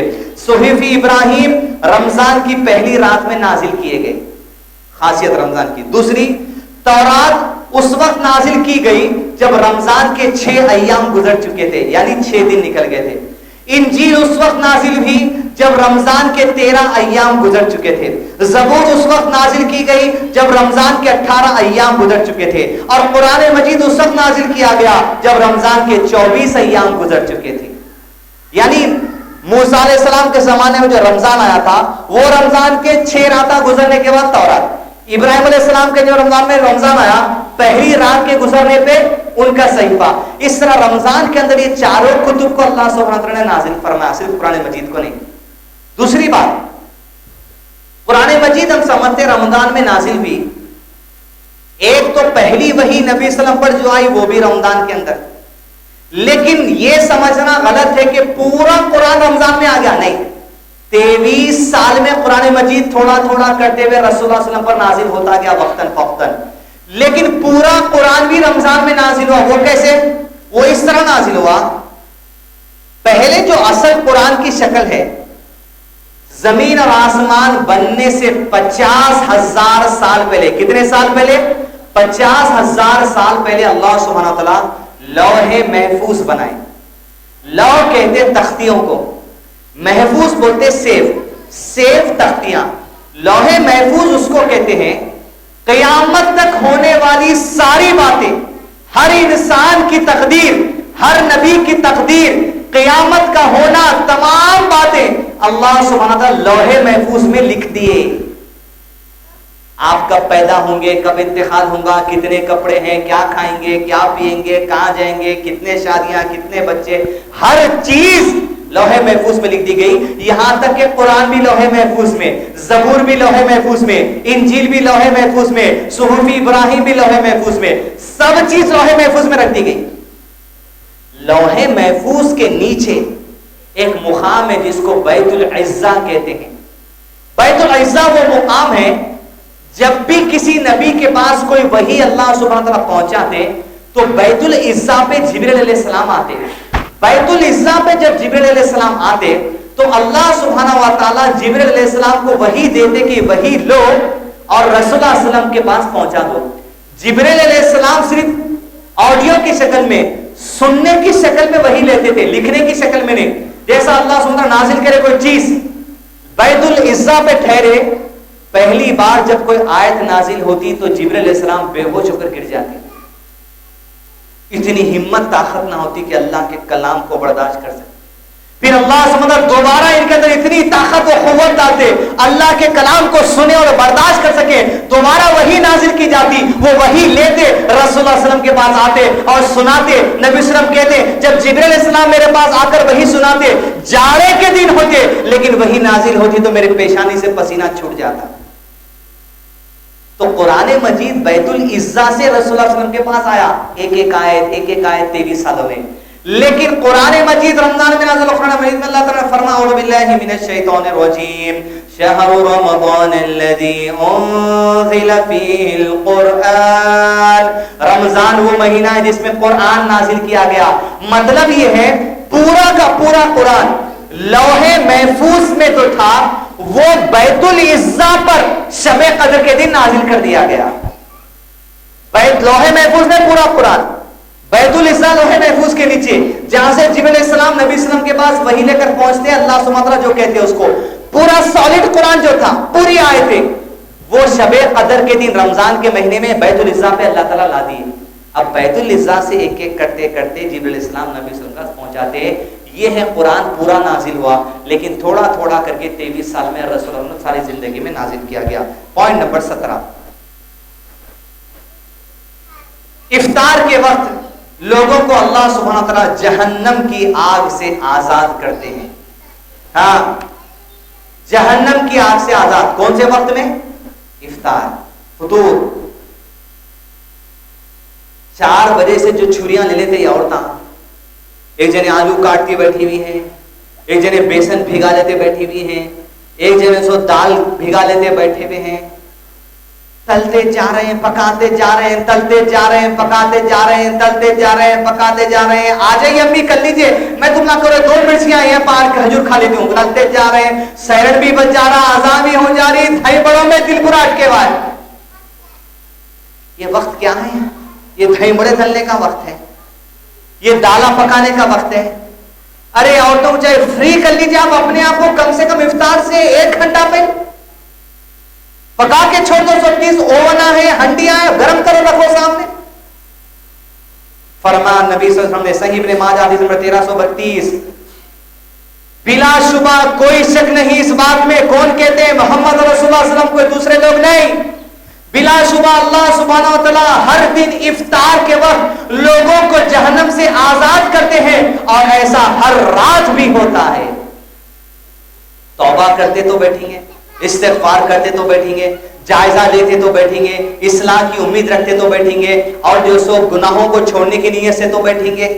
یہ نیتیں، توبہ، استغفار، ارادے، تمام چیزیں کریں گے تو چلا ان لوگوں میں شامل ہو سکتے جن کو جہنم سے ہٹا دیا جاتا. پوائنٹ نمبر 18، روزہ رکھنے والے کے لیے فجر سے پہلے نیت کرنا ضروری ہے. صحیح ابو داؤد حدیث نمبر 2143. روزہ رہ گئے، نیت کب کر لینا؟ نویت ان صوم غدا للہ تعالی من صوم رمضان. یہ نیت نہیں ہے، نیت دل کے ارادے کا نام ہے. کتنے لوگوں کی نیت حج کو جانے کی؟ ہاتھ اٹھائیے. حج کو جانے کی نیت ہے تو کیا پڑھ لیتے بڑے روزانہ میں حج کو جاتا ہوں، حج کو جاتا ہوں، حج کو جاتا ہوں؟ نیت کے لیے دل کا ارادہ. رسول اللہ صلی اللہ علیہ وسلم نیت یہی بتائے، دل کے ارادے کا نام نیت ہے. نیت آدمی فجر کی نماز پڑھنے سے پہلے، مطلب یہ ہے اب اپنے پاس سحری کا وقت ختم ہوتا، مثال کے طور پہ اگر 5 بجے سحری کا وقت ختم ہو جاتا، سحرنا بج جاتے، اس کے 15-20 منٹ کے بعد اذان دیتے یا 10 منٹ کے بعد اذان دیتے، تو کہیں آپ وہ اذان تک کھڑیں گے؟ وقت جہاں شروع ہوتا سحر کا ختم ہوتا، وہیں فجر کا وقت شروع ہوتا. اور سحر کا وقت ختم ہونے کا وقت یہ ہے جہاں فجر کا وقت شروع ہوتا. تو جیسا آپ سحری کر لیے، فجر کی نماز پڑھنے سے پہلے بس نیت کے لیے میں روزہ. ہو سکتا کوئی سحری کر لیے، لیکن حج کو جانے والے لوگ رہتے، عمرہ کو جانے والے لوگ تھے، صبح 10 بجے فلائٹ رہتی، ایسے لوگوں کا روزہ نہ رہنے کا ارادہ ہے کیونکہ سفر میں جا رہے ہیں، سفر میں ایک دیر ہو سکتی، بوڑھے ہیں، پہلے سے نیت کر لینا. فجر کی نماز آپ پڑھ لیے، اس کے بعد روزہ توڑنے کی نیت آپ نہیں کر سکتے، نیت فجر کی نماز سے پہلے. لیکن نفل روزوں کے لیے گنجائش کو جو ہے، حدیث ذرا سنیے. نبی صلی اللہ علیہ وسلم نے فرمایا، جس نے فجر سے پہلے پختہ نیت نہ کی اس کا روزہ نہیں. فجر سے پہلے نیت ہی نہیں کر رہے، کھانا کھا لے رہے، کھانا کھانے کے جیسا، یا ایٹ لیسٹ بعض لوگوں کو سحر کو اٹھنے کی عادت نہیں رہتی، رات میں 12-1-2 بجے کھانا کھا کے سو جاتے. وہ ٹائم کھانا کھا کے سوتے وقت اگر آپ نیت کر لیے تب بھی آپ کی نیت جو سو جائز ہے. نبی صلی اللہ علیہ وسلم نے فرمایا، فجر کی نماز سے پہلے جس نے پختہ نیت نہ کی اس کا روزہ نہیں. نیت کرنا جو سو ضروری ہے. رات میں سوتے وقت بھی اگر نیت کر لی جائے اور صبح فجر کے بعد اٹھنا نہ ہو تب بھی روزہ رکھا جا سکتا ہے. جیسے کہ حدیث میں آیا ہے، نبی صلی اللہ علیہ وسلم نے فرمایا، جس نے فجر سے پہلے رات کے وقت روزے کی نیت نہ کی اس کا کوئی روزہ نہیں. لہذا فجر سے پہلے آپ روزے کی نیت اگر کر لی رات میں تو بھی جو سو جائز ہے. فجر کی نماز کے بعد ابھی سوچنے میں نہیں رہ سکتے، لیکن نفل روزوں کے لیے گنجائش ہے. نفل روزہ آپ رہ رہے ہیں، شکر کبھی جو سو رہتے جمعرات کا روزہ یا پیر کا روزہ یا روزہ رہنے کو آپ کو دل چاہا نفل روزے کے لیے گنجائش ہے نیت رکھنے کی آگے تک. اس طرح مسلم شریف حدیث نمبر 1154 حضرت عائشہ رضی اللہ عنہا مروی ہے کہ ایک دن نبی صلی اللہ علیہ وسلم میرے پاس آئے اور فرمایا اے عائشہ رضی اللہ عنہا کیا تمہارے پاس کھانے کے لیے کچھ ہے؟ ہم نے کہا ہمارے پاس کھانے کے لیے کچھ نہیں. یہ سن کر آپ صلی اللہ علیہ وسلم نے فرمایا تب میں روزے دار ہوں. یعنی نبی صلی اللہ علیہ وسلم یہ دن کے وقت میں آئے تھے, فجر کے وقت میں, فجر ہو جانے کے بعد زوال کے پہلے آئے تھے. یعنی سورج جب سر کے اوپر آتا تھا تپیلی کے اوپر اور ظہر کی نماز کا وقت شروع ہونے رہتا, اس سے پہلے اللہ کے نبی صلی اللہ علیہ وسلم مائی عائشہ کے گھر گئے تو رضی اللہ عنہ کہا کھانے؟ بولے نہیں ہے تو بولے میں روزے کی نیت. یعنی نفل روزے کی نیت آپ زوال سے پہلے تک کر سکتے, 11:30 بجے تک دن کے آپ کر سکتے.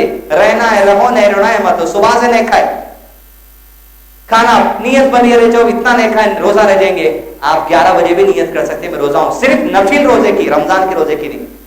لیکن اگر روزہ آپ کھولنا بھی چاہ رہے آپ نفل روزے کی نیت کریں, سحری کر لیے فجر سے پہلے, آپ کنٹینیو کر رہے ہیں, روزہ آپ کھول بھی سکتے. کیسے؟ اس طرح. ایک دوسرے دن ہمارے پاس نبی صلی اللہ علیہ وسلم آئے, کہا اے اللہ کے رسول صلی اللہ علیہ وسلم ہمیں حلوہ بطور تحفہ کسی نے دیا ہے. نبی صلی اللہ علیہ وسلم روزے کی نیت سے گھر میں آئے, روزہ رہ گئے تھے. حضرت عائشہ رضی اللہ عنہا نے کہا نبی صلی اللہ علیہ وسلم ایک حلوہ یا لوگ بھیجائے تحفے کے طور پہ, کیا آپ کھائیں گے؟ رسول اللہ صلی اللہ علیہ وسلم نے کہا میں نے صبح اس حالت میں کی ہے کہ میں روزے دار ہوں, لیکن رسول اللہ صلی اللہ علیہ وسلم حلوہ کھا لیے. یہ نفل روزہ تھا. یعنی نفل روزے کی نیت آپ جو سو زوال تک کر سکتے, کھانا ہے کھا سکتے, کنٹینیو کرنا ہے کنٹینیو کر سکتے. لیکن رمضان کے روزے کے لیے فجر کی صلاۃ سے پہلے کر لینا لازم ہے. پوائنٹ نمبر 20, سحری کرنے میں برکت ہے. بخاری شریف حدیث نمبر 1923.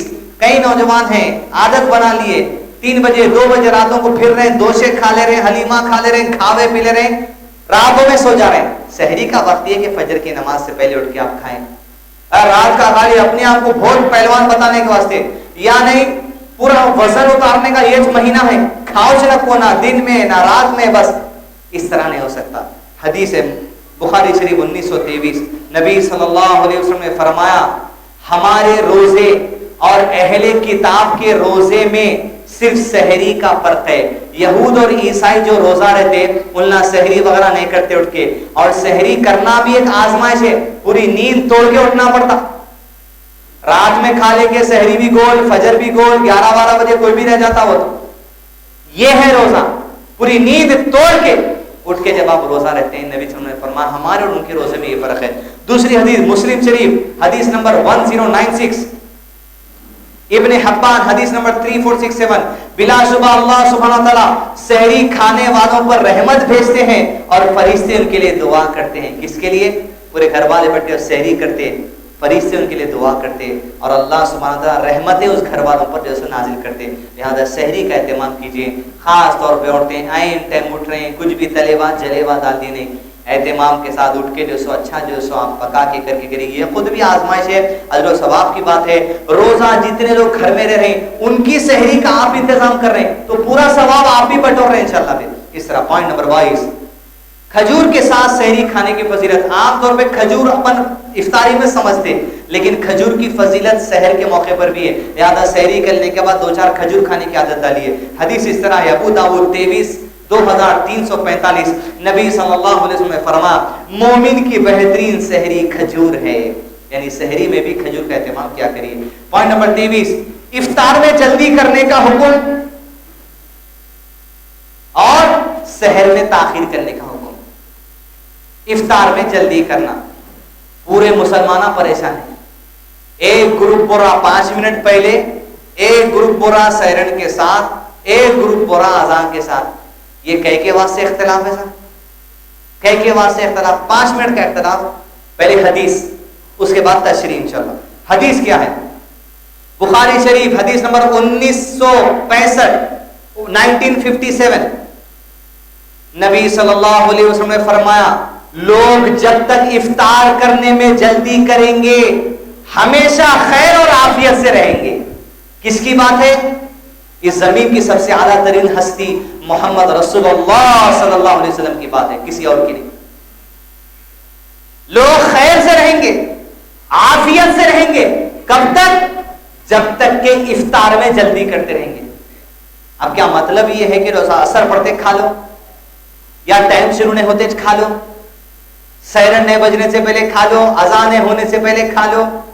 اس کا مطلب یہ نہیں کہ بھئی ٹائم شروع نہیں ہو آپ کھا لو, نہیں. جلدی کا مطلب یہ ہے جیسے ہی وقت شروع ہوا فٹ فوری کھا دو. تم کس لیے؟ یہ حکم ہے, کنگلے بنے میں نہیں. صبح سے بھوک لگ رہی, بے چین ہو رہے, پانی کی پیاس دور پھل رہے, نہیں. کنگلے بنے کا نہیں, جلدی ایمان کا جلدی, تقوی کا جلدی, اطاعت کا جلدی. نبی صلی اللہ علیہ وسلم نے کہا جلدی کرو, وقت شروع ہوا فوری کھا لو. اب اختلاف کیسا دور کرنا دیکھیں آپ, مختصر سمپل بات ہے. پوری مسجدوں کے باہر آپ جا کے دیکھیے, ایک بورڈ رہتا ہر مسجد میں, نماز کے وقت لکھے ہوئے رہتے اس پہ چاک پیس سے. فجر کی نماز 5:15, ظہر کی نماز 1:15, عصر کی نماز 5 بجے, 4 بجے, 4:30 جس کا جو ہے وہ, عشاء کی نماز 8 بجے, 8:15. کوئی بھی مسجد میں آپ کو مغرب کی جگہ پہ ٹائم لکھے ہوا نہیں رہتا. کیا لکھے ہوا رہتا وہاں پر؟ غروب آفتاب. غروب آفتاب, غروب آفتاب یعنی سورج, غروب یعنی ڈوب جانا.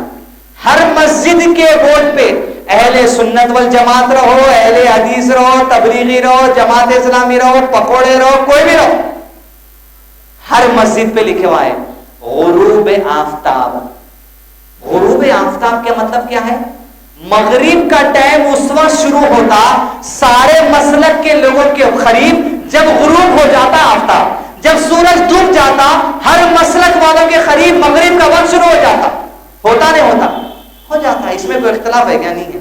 پھر بورڈ پہ نہیں لکھنا غروب آفتاب بول کے ٹائم نہ. اب کیا کریے آپ, گھر میں سیاست آتا کی, اعتماد آتا کی, منصف آتا کی, سہارا آتا کی, رہنما دکن آتا کی, صحیح دکن آتا کی, کیا آتا کی, ہر اخبار میں 5 نمازوں کے ٹائم رہتے, اس میں غروب آفتاب کا ٹائم رہتا. غروب آفتاب اگر اخبار کے اندر لکھا ہوا ہے 5:54, بس 5:53 جیسا ہو گئے بسم اللہ کہہ کے کھا دو. نہ اذان کا انتظار کرو, نہ سیرن کا انتظار کرو. اب اپنے مساجد میں احتیاطی طور پہ یہ کرتے ہیں. اب احتیاط یہ کہ کرنے والے جانے, مسجد کے باہر لکھے ہوا ہے مغرب کی نماز غروب آفتاب, وہی مسجد میں آپ اخبار لے کر ٹھہر جائیے, 6:06 پر غروب آفتاب ہو رہا, ٹھیک 5 منٹ کے بعد مل صاحب سیرن بجاتے, مسجد کے باہر نکال دینا پھر غروب آفتاب. مغرب کا وقت شروع ہو رہا غروب آفتاب, یہ ہمارا ایمان ہے.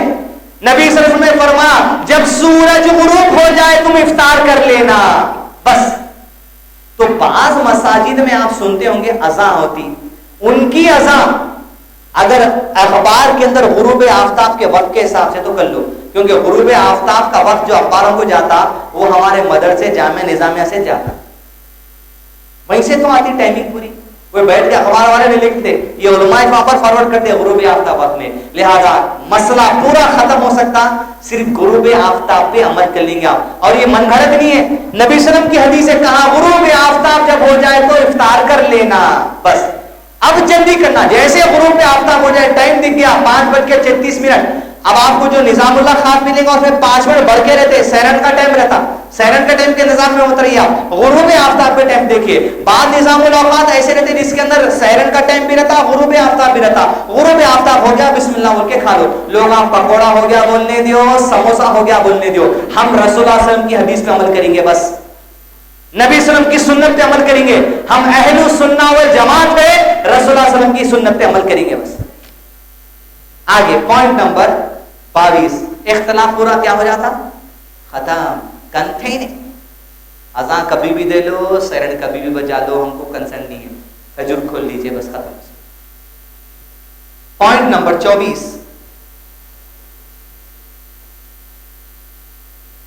پوائنٹ نمبر 24 سے قبل حدیث سن لیجئے, بخاری شریف 1954, حضرت عمر رضی اللہ عنہ سے روایت ہے, نبی صلی اللہ علیہ وسلم نے فرمایا جب رات اس طرف یعنی مشرق سے آئے اور دن ادھر مغرب میں چلا جائے اور سورج غروب ہو جائے تو روزے کے افطار کا وقت ہو گیا. کوئی حدیث پوچھنا پڑھ کے بتا دیجئے, حوالے کے ساتھ ہے, کتاب جاتے کو لے کے جائیے. نیکسٹ پوائنٹ نمبر 24, اگر کوئی لا علمی کی بنا پر افطار کے ٹائم سے پہلے روزہ کھول لے تو کیا ہوگا؟ کبھی کنفرمیشن, اس میں 2 مسئلے علماء کرام نے بتائے. پہلا, بادل ہے, نہیں دکھ رہا, کوئی گاؤں میں آپ سفر میں ہیں, سائرن نہیں ہے, اذان نہیں ہے, نظام الاوقات نہیں ہے, ایسے ٹائم پہ کیا کرنا؟ بادل دیکھ کے اگر آپ سمجھ رہے ہیں ٹائم ہو گیا, اندازے کیسے رہتے حیدرآباد والوں کے, ہو گیا یارو, کھول لیے. بعد میں پتا چلا اپن 6 بجے کھولے, اصل غروب آفتاب 6:06 کو ہے. علماء کرام نے کہا ایسے لوگ پورے روزے قضا کرنا, وہ ایک روزہ کنفرمیشن ہو جائے, پورے کنفرم ہو گیا بول کے کھول لیے تھے آپ, احتیاطی طور پہ کچھ کھیل سکتے تھے ہوں گے, لیکن ہو گیا بول کے جو کھول لیے, کہا ایسے لوگ قضا کرنا, دوہرانا روزے کو. لیکن دوسرا مسئلہ علماء کرام نے کہا جب کوئی بھول جائے اور کھا پی لے تو بولے کہ ایسے آدمی کو روزہ پورا کرنے کی ضرورت نہیں ہے, اس لیے کہ بخاری شریف حدیث نمبر 1933 میں نبی نے فرمایا بے شک اللہ تعالیٰ نے اسے کھلایا اور پلایا. آپ کہیں کھا لیتے بیٹھیں گے چولہے میں, حدیث سنے بے شک اللہ تعالیٰ کھلایا, ایسا نہیں. عادت نہیں رہتی, بس بچے ہیں نیا رہنا شروع کر دیتا, ٹپ بول کے ڈال دیا انگور منہ میں, ایک دم یاد آ رہے نہیں, کنٹینیو کرو روزہ, ٹوٹ جاتا نہیں, اللہ تعالیٰ نے تمہیں کھلا دیا پلا دیا, آگے بڑھو, عادت نہیں بنا لینا. نیکسٹ پوائنٹ نمبر 25, روزہ کس چیز سے کھولنا چاہیے؟ صحیح ابو داؤد حدیث نمبر 2065, نبی صلی اللہ علیہ وسلم کا طریقہ تھا نماز مغرب سے پہلے تازہ کھجور سے افطار کرتے, اور اگر کھجور نہ ہوتے تو چھواروں سے افطار کرتے, اگر چھوارے نہ ہوتے تو پانی کے کچھ گھونٹ پی کر جو سے افطار کرتے. اور افطار کرنے کی دعا کیا ہے؟ کھاتے وقت کوئی دعا نہیں, صرف ایک دعا ہے, بسم اللہ. کیا ہے کھانے کی دعا؟ بسم اللہ. وہ ایک دعا جو نظام الاوقات میں آتی وہ دعا نہیں ہے, سنت سے ثابت ہے. یہ دعا ثابت ہے جو آپ کو پرنٹر دی جا رہی ہے. رسول اللہ صلی اللہ علیہ وسلم طائف کے میدان سے نکلے, پتھر کھا کر انگور کے باغیچے میں بیٹھے. ایک آدمی جو غلام تھا, اس کے مالکوں نے کہا کہ انگور کے گچھے میں سے گچھا لے جا کر رسول اللہ صلی اللہ علیہ وسلم کو دو. وہ گچھا لے جا کر نبی صلی اللہ علیہ وسلم کے سامنے دیا.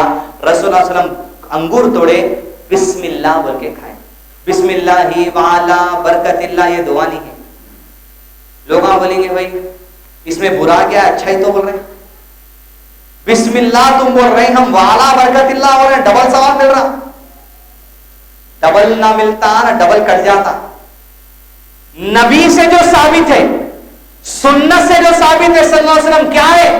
نبی صلی اللہ علیہ وسلم نے بسم اللہ کہا. آپ نبی سے بڑھ کے والا برکت اللہ جا رہے ہیں, نبی سے بڑھنے جا رہے ہیں تم آگے. ایک قدم تو کیا زبان ہلاؤ بھی بس, نبی کی جو بات ہے اس کے آگے بسم اللہ بولے, بس بسم اللہ اتنا ہی. السلام علیکم ورحمۃ اللہ وبرکاتہ ومغفرتہ. ارے کیوں بول رہے مغفرت؟ برا کیا بولا میں؟ تو برا کچھ بھی نہیں بولا, تو نبی کی سنت نے بولا, بس یہ سب سے بڑی برائی ہے. نبی کی سنت نہیں تو اپنی من گھڑت بات بول دیا, یہی سب سے بڑی برائی ہے. ارے رسول اللہ صلی اللہ علیہ وسلم کیا انکمپلیٹ چھوڑ کے گئے دین کو؟ کیا نامکمل چھوڑے؟ ہر مسلمان کا ایمان رہنا چاہیے. نبی نے ہر چیز کلیئر کر دی, کوئی چیز باقی نہیں ہے. یہ نئے سیمنٹ لگا کے اینٹا لگانے کی ضرورت ہی نہیں ہے اسلام میں, ہر چیز مکمل ہو گئی. بس جتنا بتائیں اتنا عمل کرو, دیڑھ ہوشیاری نہیں کرنا اور اپنے آپ کو آگے بڑھانے کی کوشش نہیں کرنا. جب کھجور کھا لیتے, پانی پی لیتے, تب رسول اللہ صلی اللہ علیہ وسلم دعا پڑھتے تھے, ہمیشہ پڑھتے تھے, بڑی پیاری دعا. کہا ذهب الظمأ وابتلت العروق وثبت الاجر انشاء اللہ. رگیں بھیگ گئی, گلا بھیگ گیا, وثبت الاجر انشاءاللہ, اور اللہ نے اجر لکھ دیا انشاءاللہ. ایسی دعا دیکھیں, کھجور کھائے, انگور کھائے, پانی جیسا پیے, پانی پی کے دعا پڑھنا. ذهب الظمأ وابتلت العروق وثبت الاجر انشاءاللہ. آہا ہماری رگیں بھیگ گئی, اللہ جو سو کی تھی, گلا بھیگ گیا, اللہ جو سو کا تھا. وثبت الاجر, تو نے اجر لکھ دیا, اللہ تیری ذات سے امید ہے انشاءاللہ.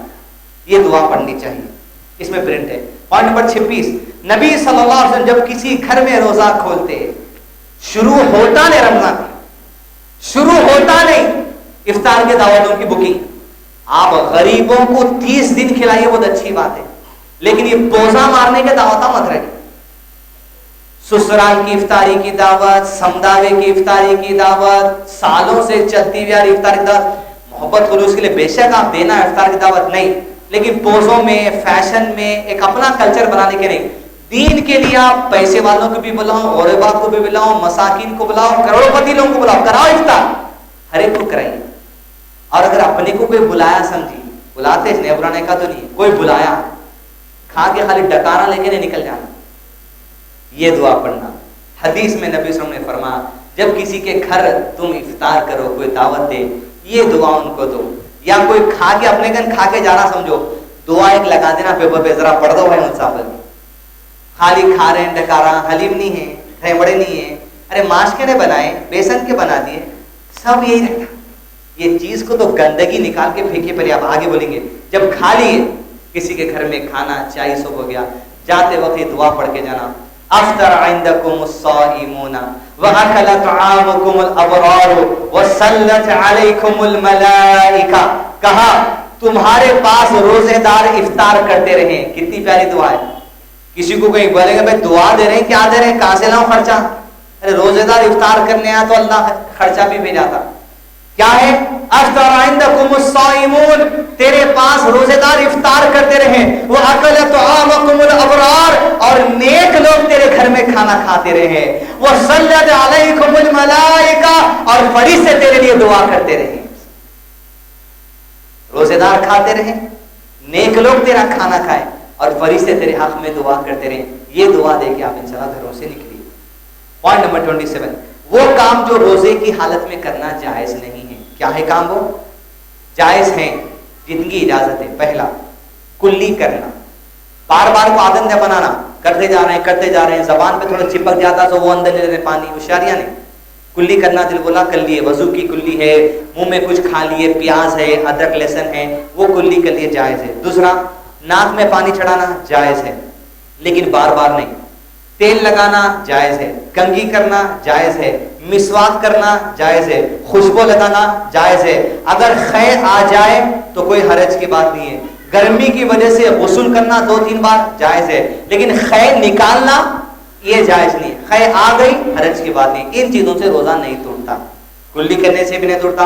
बाद लोग मिसवाक करने को भी डरते रहे, खुशबू रहती, कोई हरज नहीं है, मिसवाक कर सकते आप, कोई हरज की बात नहीं है। रोजे की हालत में बीवी का बोसा लेना, पेशानी पर आप बोसा देना, गाल पर बोसा देना। कैसे? हजरत आयशा रज़ियल्लाहु बयान करती हैं, रसूलुल्लाह सल्लल्लाहु अलैहि वसल्लम रोजेदार होने के बावजूद अपनी बास बीवियों को बोसा लिया करते थे। ये कहकर हजरत आयशा हंस पड़ी। सुभान अल्लाह, ये है दीन अपना। ऐसा नहीं अम्मा, दीन में आसानी है, हर चीज की आसानी। किसका अमल?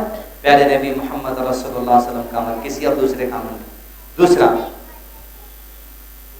हालत जनाबत में रोजा रखना और बाद में गुस्ल करना। हज़रत आयशा रज़ियल्लाहु रिवायत है, नबी सल्लल्लाहु अलैहि वसल्लम को इस हालत में फजर होती कि आप सल्लल्लाहु अलैहि वसल्लम हमबिस्तरी करने की वजह से जनबी होते। ऐसी हालत में आप सल्लल्लाहु अलैहि वसल्लम सहरी खा लेते, फिर गुस्ल करके रोजा रख लेते।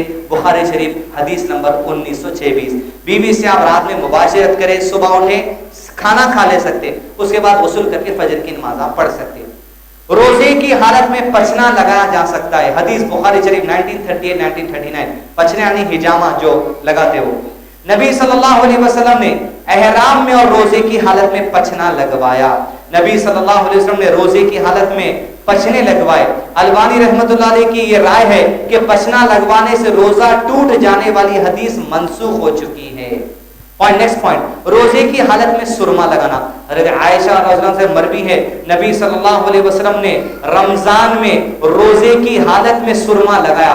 सही इब्न माजा हदीस नंबर 1360। रोजे की हालत में मेहंदी लगाना और मेकअप करने से रोजा नहीं टूटता। शेख इब्न बाज रहमहुल्लाह के फतवा है, मेहंदी लगाना या मेकअप वगैरह करना, इससे रोजा टूटता नहीं। बेहतर है सादगी को इख्तियार करके रहिए। लीव थोप के इफ्तार के दावतों में जा रहे हैं, ऐसा जो सुमत करिए। पॉइंट नंबर 28, रोजे की हालत में जो काम करना मना है। क्या काम करना मना है? विसाल करना, यानी बगैर कुछ खाए पिए के 2 या उससे ज्यादा दिन तक मुसलसल रोजा रखना। वेट लॉस, कुछ भी नहीं खा रहे, विसाल बोलते इसको। विसाल करना मना है। सहरी करना, इफ्तार करना, سحری کرنا، افطار کرنا، یہ درست عمل ہے۔ نیکسٹ کیا منع ہے؟ یہ ایسے چیزیں ہیں جو رمضان کے باہر بھی منع ہے۔ کھانا رمضان میں بھی حلال ہے، رمضان کے باہر بھی حلال ہے، لیکن ایک ٹائم پیریڈ کے لیے منع ہے۔ جھوٹ بولنا منع ہے، غیبت کرنا منع ہے، لڑائی جھگڑا کرنا منع ہے، بے حیائی باتیں کرنا منع ہے، جاہلیت کی باتیں کرنا منع ہے۔ کس میں؟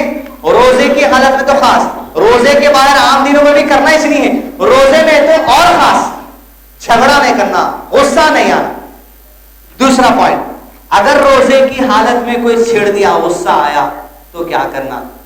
تب کوئی تھپا رکھ دیا پیچھے سے، آپ صبح سے آپ نہیں کھا کے رہتے، چڑ آ جاتی، غصہ آ گیا، کیا کرنا ہے؟ پلٹ کے رسول نے مارنا نہیں ہے، دو باتیں بولنا، انی صائم، انی صائم، کیا بولیں گے؟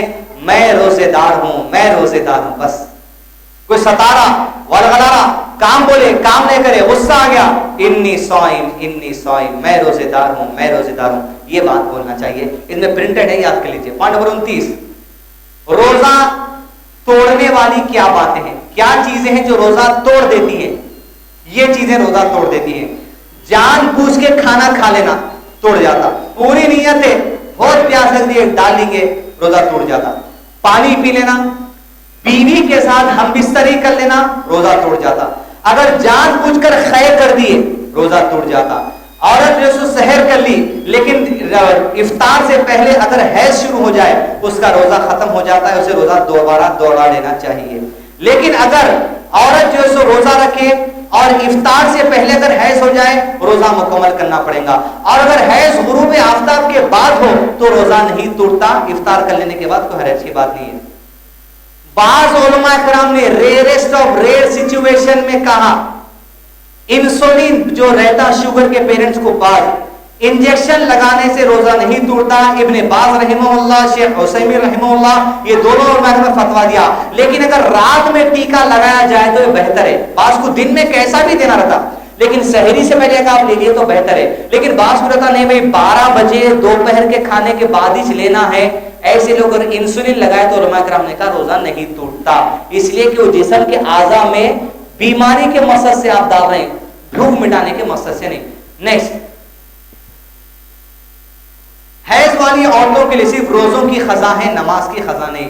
حدیث مسلم شریف کی 335، حضرت عائشہ رضی اللہ عنہ سے مروی ہے، ہمیں روزوں کی قضا کا حکم دیا جاتا تھا، نماز کی قضا کا حکم نہیں۔ عورت کے لیے فائدے والی یہ بات ہے، نماز نہیں پڑھے اگر حیض کے 5-6 دنوں کے اندر، نماز کا ثواب ہے ان کو۔ اگر پڑھنے والے ہیں تو، نئے پڑھنے والے ہیں، نماز یہاں بھی چھوٹ رہی وہاں بھی چھوٹ رہی تو غرض نہیں ہے، لیکن پڑھنے والے ہیں پابندی سے، ان دنوں میں چھوٹ جائے انشاءاللہ ان کے لیے کوئی گناہ نہیں ہے، ان کے لیے منع ہے نماز پڑھنا۔ لیکن رمضان میں جو روزے چھوٹ جائے صرف روزوں کی قضا ہے، رمضان کی نماز کی بھی قضا نہیں ہے۔ نیکسٹ، عورتوں کے لیے دوسرا معاملہ یہ، حیض کی وجہ سے جو روزے رمضان میں چھوٹ جائیں اور رمضان کے بعد وہ روزوں کی پوری کرنا رہتا، لیکن شوال کے روزے آ جاتے، تو ایسی صورت میں عورت کیا کرے؟ عورت کے لیے بات لازم ہے کہ جیسے رمضان کے اندر جو روزے چھوٹ جائیں، شوال کا مہینہ شروع ہوتے ہی پہلے جو روزے چھوٹ گئے ان کی پور کرے۔ عام طور پہ سوچتے شوال کے 6 روزے چھوٹ جاتے، بلکہ شوال کے 6 روزوں کا کانسیپٹ یہ ہے، شوال کے 6 روزے ہیں وہ شوال کے شروع کے 6 دنوں کے روزے نہیں ہیں، شوال کے 6 روزے، یعنی پورے شوال کے مہینے میں آپ 6 روزے کبھی بھی رہ سکتے، کنٹینیو 6 بھی رہ سکتے، 1 چھوڑ کے 1 رہ سکتے، 2 چھوڑ کے 1 رہ سکتے، 3 چھوڑ کے 1 رہ سکتے۔ شوال کے مہینے میں آپ کبھی بھی 6 روزے پورا کر لینا، یہ شوال کے 6 روزے پر 1 سال کے روزوں کا پورا ثواب لکھا جاتا ہے، کنٹینیو 6 نہیں ہے۔ لہذا عورتوں کے لیے بات ضروری ہے، اگر آپ شوال کے روزے رہنے کی نیت کر رہے ہیں، پہلے یہ روزے جو سو آپ پور کر لیں، اس کے بعد شوال کے روزے میں آپ رہنا چاہیں تو رہ سکتے ہیں۔ پوائنٹ نمبر 31، سفر میں روزہ رکھا بھی جا سکتا ہے، سفر میں روزہ چھوڑا بھی جا سکتا ہے۔ حدیث بخاری شریف کی 1934، نبی صلی اللہ علیہ وسلم نے فرمایا، اگر تم چاہو تو سفر میں روزہ رکھو اور اگر چاہو تو چھوڑ دو۔ مطلب آپ سفر کر رہے ہیں، یہاں سے گاڑی پہ جانا ہے یا جو سائیکل پہ ایک دم دور جانا ہے، سفر ہے آپ کو، سائیکل پہ تو آج کل نہیں جاتے، ٹرین کا سفر ہے، پلین کا سفر ہے، پانی کے جہاز کا سفر ہے، 3-4 دن کا سفر ہے، آپ چھوڑنا چاہے تو چھوڑ سکتے، اجازت ہے، لیکن شرط یہ ہے کہ اس کو بعد میں پورا کیا جائے۔ نیکسٹ، پوائنٹ نمبر 32، حاملہ عورت دودھ پلانے والی عورت اگر چاہے تو روزہ چھوڑ سکتی ہیں. حدیث ابو داؤد 2107 نبی صلی اللہ علیہ وسلم نے فرمایا بے شک اللہ تعالیٰ نے مسافر سے روزہ اور نصف نماز اور حاملہ اور دودھ پلانے والی عورت سے صرف روزہ ساقط کر دیا ہے. حاملہ عورت پہ نماز فرض ہے, دودھ پلانے والی عورت پہ نماز فرض ہے, صرف روزے کو ساقط کر دیے. اگر چھوڑنا چاہے تو شرط یہ ہے کہ بعد میں تم رہنا, ویکنیس کی وجہ سے, فیڈنگ کرنے کی وجہ سے, حمل کی تکلیف کی وجہ سے چھوڑ سکتے, رہ سکتے تو گڈ, چھوڑ سکتے تو بعد میں پورا کر لینا چاہیے. پوائنٹ نمبر 31, مرنے والے کے ذمے, یہ نفل روزوں کے بارے میں, ایسا بوڑھا شخص, پوائنٹ نمبر 34, ایسا بوڑھا شخص جو روزہ رکھنے کی طاقت نہ رکھے اور نہ روزے کی قضا دینے کی طاقت رکھے, وہ کیا کرے؟ ضعیف آدمی رہتے, روزہ نہیں رکھ سکتے, نہ جو سو روزے کو پھر بعد میں رکھنے کی طاقت ہے. اب زندگی کے جو سو سمجھے بھائی 80 میں ہے, 85 میں, 90 میں نہیں رہ سکتے, ایسے لوگ جب زندہ ہیں تو الحمدللہ کیا کریں؟ حدیث ان کے بارے میں دارقطنی حدیث نمبر 205/2, بڑی عمر کے بوڑھوں کو روزہ چھوڑ دینے کی رخصت دی گئی, وہ چھوڑ سکتے, لیکن کرنا کیا ہے؟ وہ ہر دن کے بدلے, ہر روزے کے بدلے ایک مسکین کو کھانا کھلا دیں اور اس پر قضا نہیں ہے. بہت ہی ضعیف آدمی ہیں, روزہ نہیں رہ سکتے, معاف ہے, لیکن کرنا کیا ہے؟ ان کے بدلے ایک مسکین کو ایک دن بھر کے کھانا کھلا دینا, 2 ٹائم کا کھانا, 3 ٹائم کا کھلانا. کون سا؟ جو آپ کھلاتے ہیں. تلنگانہ گورنمنٹ کا 5 روپے کا نہیں, اپنے گھر میں جو پکتا وہ کھلانا, جو خود کھاؤ وہ کھلاؤ, تاکہ اس کا جو سو آپ کو بدلہ دیا جاتا کہ آپ کے اوپر انشاءاللہ کوئی گناہ نہیں ہے. نیکسٹ پوائنٹ نمبر 35, رمضان کے قضا روزے چاہے تو مسلسل بھی رہ سکتے ہیں, جا سکتے ہیں, اگر چاہیں تو الگ الگ بھی رہ سکتے ہیں. عورتیں یا سفر رہنے کی وجہ سے مرد بھی اگر روزے چھوڑے, یا کسی تیز بخار بیماری کی وجہ سے کوئی مرد چھوڑے, تو بعد میں جب رہیں گے کنٹینیو بھی رہ سکتے, 3 آپ چھوڑ کر بھی رہ سکتے ہیں. لیکن افضل بات یہ ہے آنے والا رمضان آنے سے پہلے آپ اس کو مکمل کر لیں. نیکسٹ پوائنٹ نمبر 36, جان بوجھ کر روزہ توڑ دینا کبیرہ گناہ ہے اور اس کی قضا ہو ہی نہیں سکتی. کوئی بیماری کی وجہ سے چھوڑ دیے تو قضا ہے, سفر کی وجہ سے چھوڑ دیے تو قضا ہے, حاملہ ہے چھوڑ دیے تو قضا ہے, دودھ پلانے والی ہے چھوڑ دیے تو قضا ہے, مسافر ہے چھوڑ دیے تو قضا ہے. جان بوجھ کے رواب سے چھوڑ رہے فیشن میں, اس کی قضا بھی کوئی فائدہ نہیں دینے والی ہے تم کو, زندگی بھر رہیں گے تو بھی کوئی فائدہ ہونے والا نہیں اس کا, وہ روزے کا مقابلہ نہیں ہو سکتا. پوائنٹ نمبر 37, جمعہ کے دن رمضان کے روزے کی قضا دی جا سکتی ہے, خواہ وہ اکیلے روزہ ہی کیوں نہ ہو. سعودی مجلس افتاء. پہلے حدیث سنیں, بخاری شریف حدیث 1979, ابو داؤد حدیث نمبر 2116, تم میں سے کوئی بھی جمعہ کے دن روزہ نہ رکھے سوائے اس کے کہ اس سے ایک دن پہلے یا ایک دن بعد روزہ رکھ لیں. یہ نفل روزوں کے بارے میں, کوئی بھی آدمی اگر روزہ رہنا چاہ رہا, بھائی آج روزہ رہنا دل چاہتا, یا کوئی اللہ کے لیے چاہے کہ روزہ رہے, صرف جمعہ کے دن روزہ رہنے کی ممانعت ہے.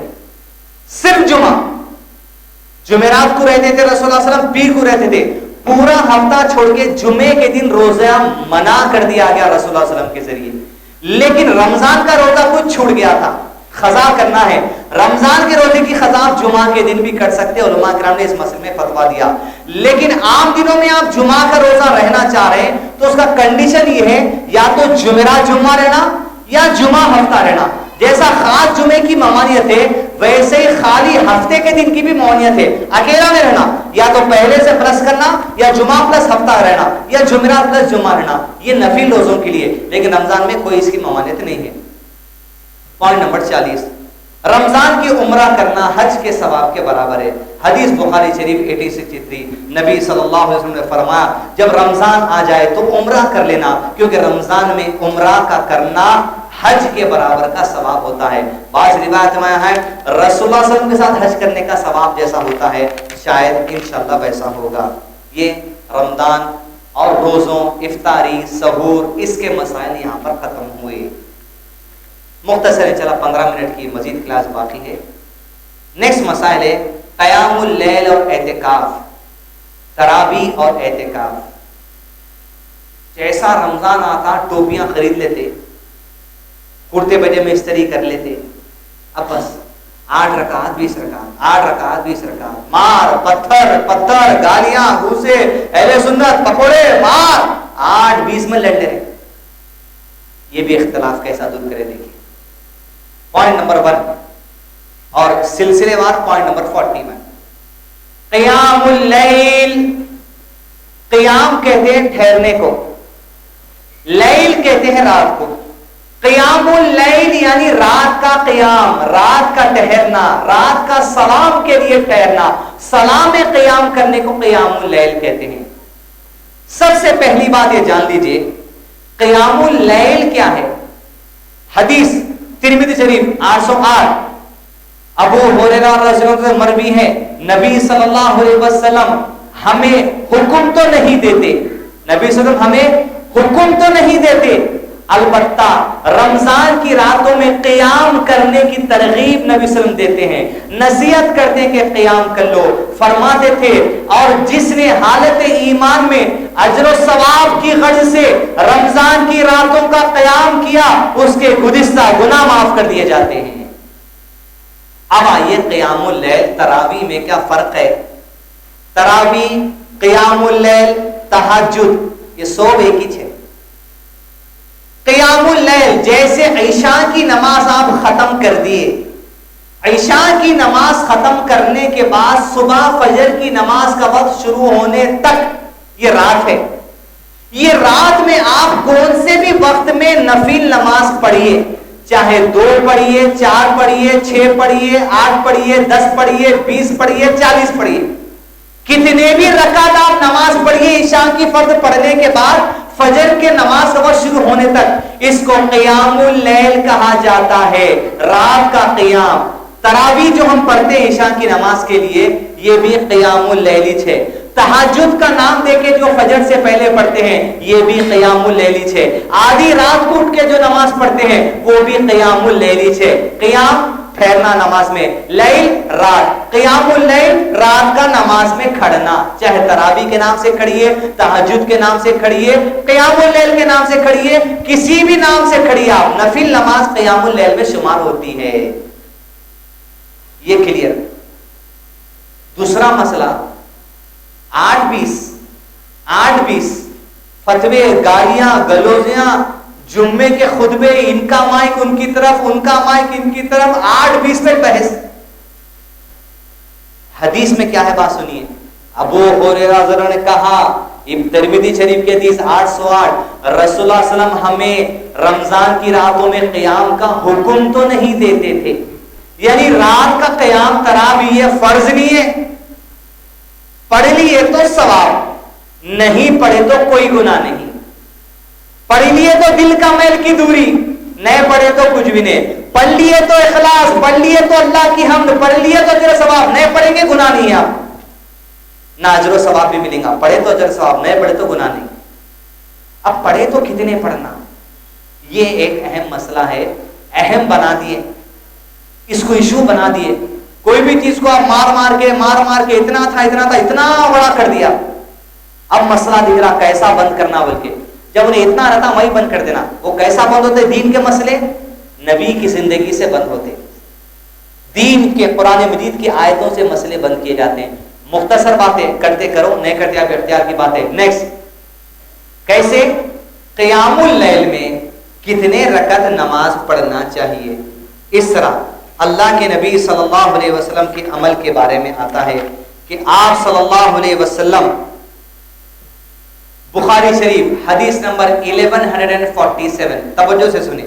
حضرت عائشہ رضی اللہ عنہا سے مروی ہے کہ رمضان اور رمضان کے باہر، توجہ سے سن لیں، رسول اللہ صلی اللہ علیہ وسلم کے بارے میں رات کی نماز کتنی پڑھنا، نبی صلی اللہ علیہ وسلم کے بارے میں مائی عائشہ رضی اللہ عنہا کہتی ہیں رمضان میں اور رمضان کے باہر. نبی صلی اللہ علیہ وسلم کا یہ وتیرہ رمضان کا نہیں تھا، پوری زندگی کا تھا. نبی صلی اللہ علیہ وسلم کے بارے میں عائشہ رضی اللہ عنہا کہتی ہے رمضان میں اور رمضان کے باہر اللہ کے نبی صلی اللہ علیہ وسلم رات میں 11 رکعتیں پڑھا کرتے تھے، جس میں 8 رکعت نفل ہوتی تھی، 3 رکعت وتر ہوتی تھی. پہلی حدیث ترمذی 808، فرض نہیں ہے، پڑھنا چاہے تو کس کے جیسا پڑھنا ہے، ہر مسلمان کا دل کہے گا محمد رسول اللہ صلی اللہ علیہ وسلم جیسا پڑھنا ہے۔ رسول اللہ صلی اللہ علیہ وسلم کیسا پڑھتے تھے؟ رات میں 11 رکعت پڑھتے تھے، جس میں 8 رکعت نفل ہوتی تھی، 3 رکعت کیا ہوتی تھی؟ وتر ہوتی تھی۔ 8 اور 3 کتنے ہو گئے؟ 11۔ نفل رکعت 8 ہی ثابت ہے نبی صلی اللہ علیہ وسلم سے۔ آپ پڑھنا چاہیں تھے 10، یہ نفل ہے پڑھ سکتے، لیکن فرض نماز میں ایک سجدہ بھی بڑھا نہیں سکتے آپ۔ نفل میں پڑھ لو، آپ کے اختیار کی بات ہے، لیکن اپنا اختیار بہتر ہے یا نبی کی سنت بہتر ہے؟ بے شک رسول اللہ کی سنت بہتر ہے۔ رسول اللہ علیہ وسلم 8 پڑھتے تھے، اپنے لیے بھی 8 پڑھنا بہتر ہے۔ 8 نہیں بھی پڑھے تو گناہ نہیں ہے آپ کو۔ 8 سے زائد اگر آپ پڑھ رہے ہیں تو وہ سنت تو نہیں ہے۔ 8 نہیں پڑھے تو گناہ نہیں ہے، 8 سے زائد پڑھ رہے تو وہ سنت تو نہیں ہے۔ آپ پڑھ رہے ہیں تو اللہ تعالیٰ انشاءاللہ اجر و ثواب آپ کو دینے والے، اس لیے کہ نفل نماز ہے، چھوڑے تو گناہ نہیں ہے، پڑھے تو ثواب ہے۔ کبھی کبھی اللہ کے نبی صلی اللہ علیہ وسلم 13 رکعت پڑھتے تھے، کبھی کبھی اللہ کے نبی صلی اللہ علیہ وسلم 15 رکعت پڑھتے تھے، کبھی کبھی اللہ کے نبی صلی اللہ علیہ وسلم 17 رکعت پڑھتے تھے۔ 3 کا فرق ہے، پاس 20 پڑھ رہے ہیں، رسول اللہ 17 پڑھے۔ کیسے؟ رسول اللہ صلی اللہ علیہ وسلم جو پڑھتے تھے 17 رکعتیں رمضان کے اندر راتوں میں اور رمضان کے باہر کی راتوں میں، اس کا مسئلہ کیا ہے؟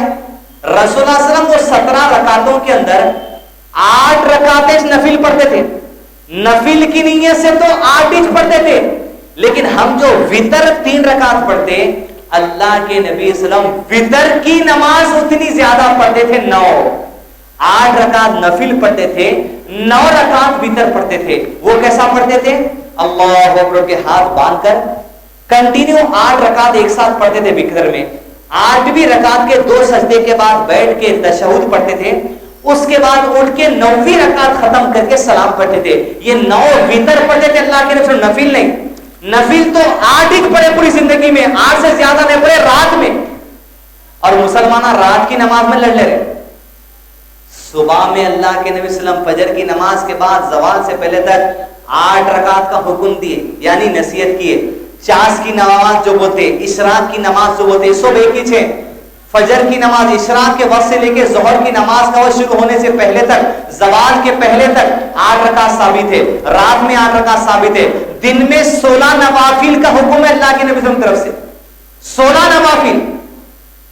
لیکن رمضان کی راتوں میں رہو یا رمضان کی بعد والی راتوں میں رہو، تراویح کے نام پہ جھگڑا کرنا یہ بالکل جو سو غیر مناسب بات ہے۔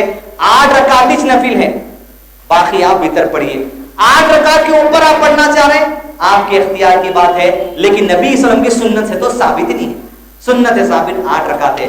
اب اگر آپ 3 رکعت پڑھنا چاہ رہے ہیں وتر 3 پڑھیے، 1 رکعت پڑھنا چاہ رہے ہیں 1 بھی پڑھ سکتے، 5 رکعت وتر بھی پڑھ سکتے، 7 رکعت وتر بھی پڑھ سکتے، 9 رکعت وتر بھی پڑھ سکتے، لیکن نفل 8 پڑھیں گے، وتر کو ایڈ کریں گے۔ نفل پڑھنے کا طریقہ یہ ہے، اگر آپ 3 رکعت وتر پڑھ رہے ہیں، عام طور پہ مساجد میں یہ کرتے 2 رکعت پڑھ کے مغرب میں جب تشہد کو بیٹھتے ویسا بیٹھ جاتے، پھر اٹھ کے 1 رکعت پڑھتے۔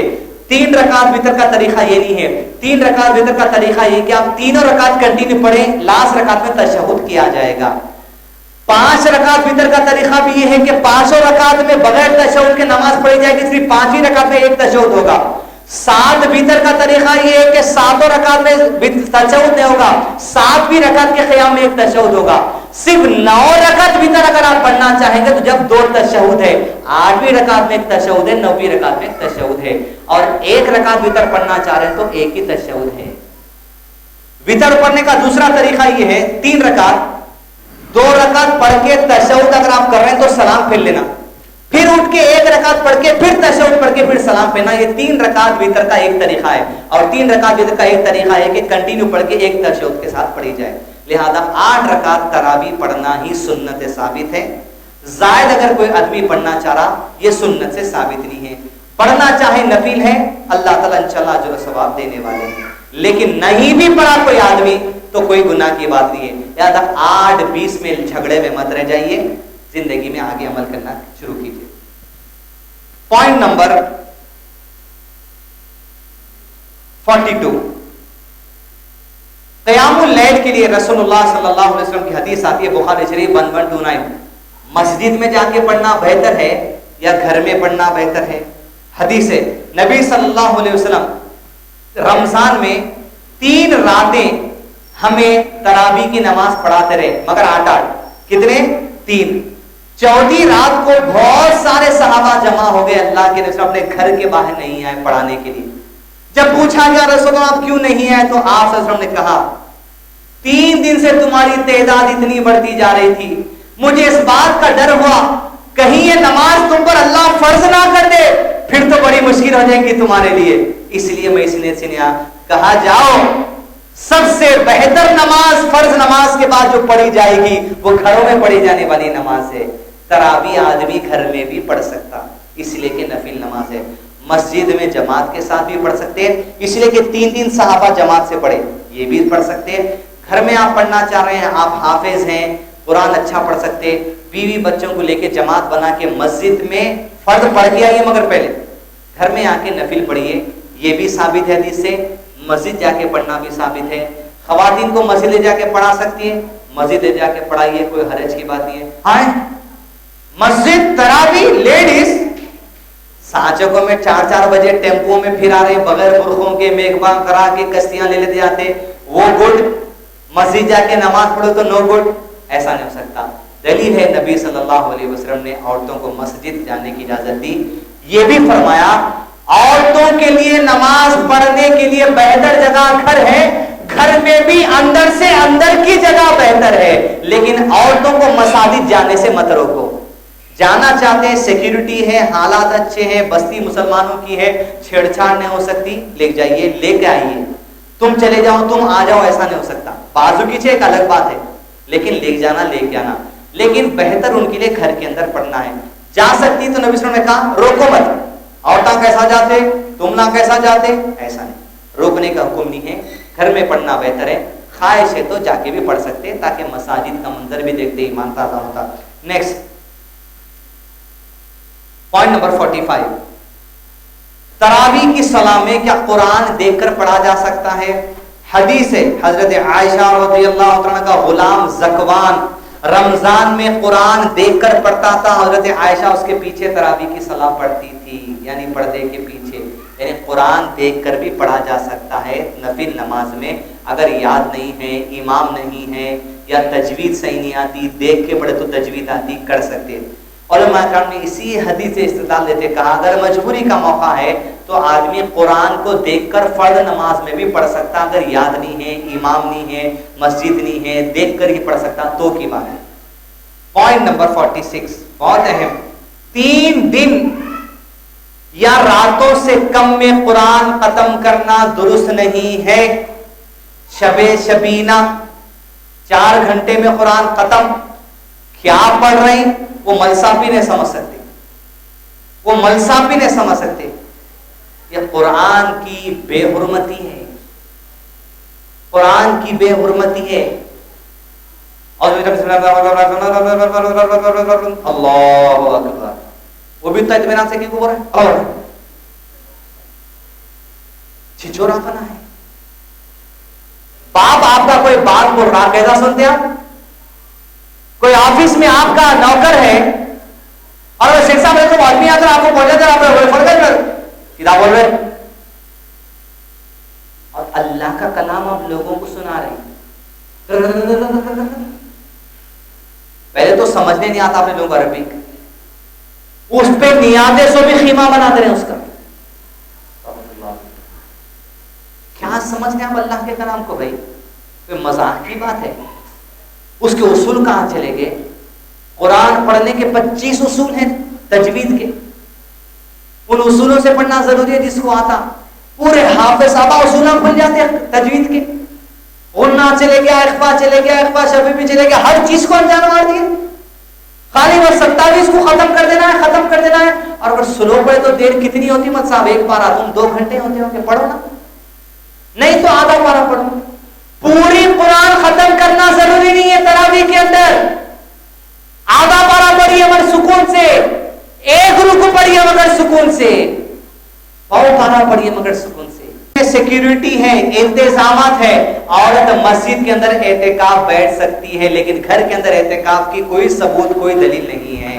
اور اعتکاف کا طریقہ یہ ہے جب بھی آپ بیٹھ جائیں, چاند رات کو جو سو باہر نکلنا ہے, اس لیے پہلے سے اگر نہیں ہو سکتا 3 دن کا پلان کیجیے, آخری 3 دن 10 دن کا پلان کیجیے جتنا ہو سکتا ہے، جتنے دن آپ بیٹھ سکتے اتنے دن کا اعتکاف پلان کیجیے. نیکسٹ شب قدر میں قیام. فرماتے اللہ سبحانہ وتعالی مجید نعوذ باللہ من الشیطان الرجیم انا انزلناہ فی لیلۃ القدر وما ادراک ما لیلۃ القدر لیلۃ القدر خیر من الف شہر تنزل الملائكة والروح فيها بإذن ربهم من كل أمر سلام هي حتى مطلع الفجر. کتنی خاص بات ہے شب قدر کی. دیکھیں کیا ہے شب قدر. انا انزلناہ فی لیلۃ القدر. ارے شب قدر وہ ہے جس میں ہم نے پورے قرآن کو لوح محفوظ سے بیت العزا میں نازل کیا. وما ادراک ما لیلۃ القدر. ارے تم کو کیا پتا کہ لیلۃ القدر کیا ہے، وہ رات کا کیا مرتبہ ہے. ادھر سوال کی اللہ تعالیٰ، آگے کی آیت میں جواب دیے وما ادراک ما لیلۃ القدر لیلۃ القدر خیر من الف شہر. ارے لیلۃ القدر تو 1000 مہینوں سے بہتر ہے. 1000 مطلب جا کے 1000 پہ مت رک جائیے. عربک زبان کے اندر جو میتھ استعمال کی جاتی ہے ورڈز شہر، لیلۃ القدر خیر من الف شہر، یہ 1000 مہینوں سے بہتر ہے. مثال کے طور پہ میتھ کے اندر انگلش لینگویج میں آپ دیکھیں گے لاکھ کروڑ 1000 آتا، 1000 کے بعد لاکھ، لاکھ کے بعد کروڑ، کروڑ کے بعد ملین، بلین، چلتے رہتا ٹریلین تک. لیکن عربک زبان میں لاکھ نہیں ہے، کروڑ نہیں ہے، بلین نہیں ہے، ٹریلین نہیں ہے. عربک زبان میں آخری گنتی نہ جا کے رک جاتی. کاؤنٹنگ کے حساب سے ویلیو لگانے کے لیے وہ شہر پہ رکتی. شہر یعنی 1000، 1000 نہیں. عربی میں آپ کو 10,000 بھی رہتے، یعنی 10 شہر. شہر اللہ سبحانہ جو اس آیت میں بولے لیلۃ القدر خیر من الف شہر. ارے یہ 1000 مہینوں سے بہتر ہے. کتنے 1000 یہ اللہ بہتر جانتا ہے. شہر ہزاروں ہزاروں ہزاروں ہزاروں، کتنے ہزاروں اللہ بہتر جانتا. وہ کیلکولیشن اللہ کے علم ہے. بس 1000 نہیں، 2000 نہیں، 3000 نہیں، اللہ عالم. ہزاروں بس چلے گئے. وہ کتنے وہ اللہ تعالیٰ بہتر جانتے. خیر من الف شہر تنزل الملائکۃ والروح. سارے ملائکہ اور روح جبرائیل زمین پہ پھرتے رہتے ہیں. فرمایا حدیث کے اندر اتنی تعداد زمین پر فرشتوں کی اس شب قدر کے دن ہوتی ہے جیسے کنکریوں کی تعداد زمین پر ہوتی ہے. ویسے لیلۃ القدر خیر من الف شہر تنزل الملائکۃ والروح فیہا بإذن ربهم من كل امر سلام ہی حتی مطلع الفجر. فجر کے ہونے تک سلامتی ہے ساری رات، جو ہزاروں مہینوں سے بہتر ہے. لہذا شب قدر کہاں تلاش کی جائے، یہ سب سے اہم مسئلہ ہے. سوگ چھوڑ دیتے، پوری 27 کی رات کو آپ سمجھتے رمضان کا نچوڑ کر لیں گے. یہ بات جو سو درست نہیں ہے. کب ہے شب قدر، اس کا جو بارے میں جو سو حدیث کے اندر بات آئی ہے.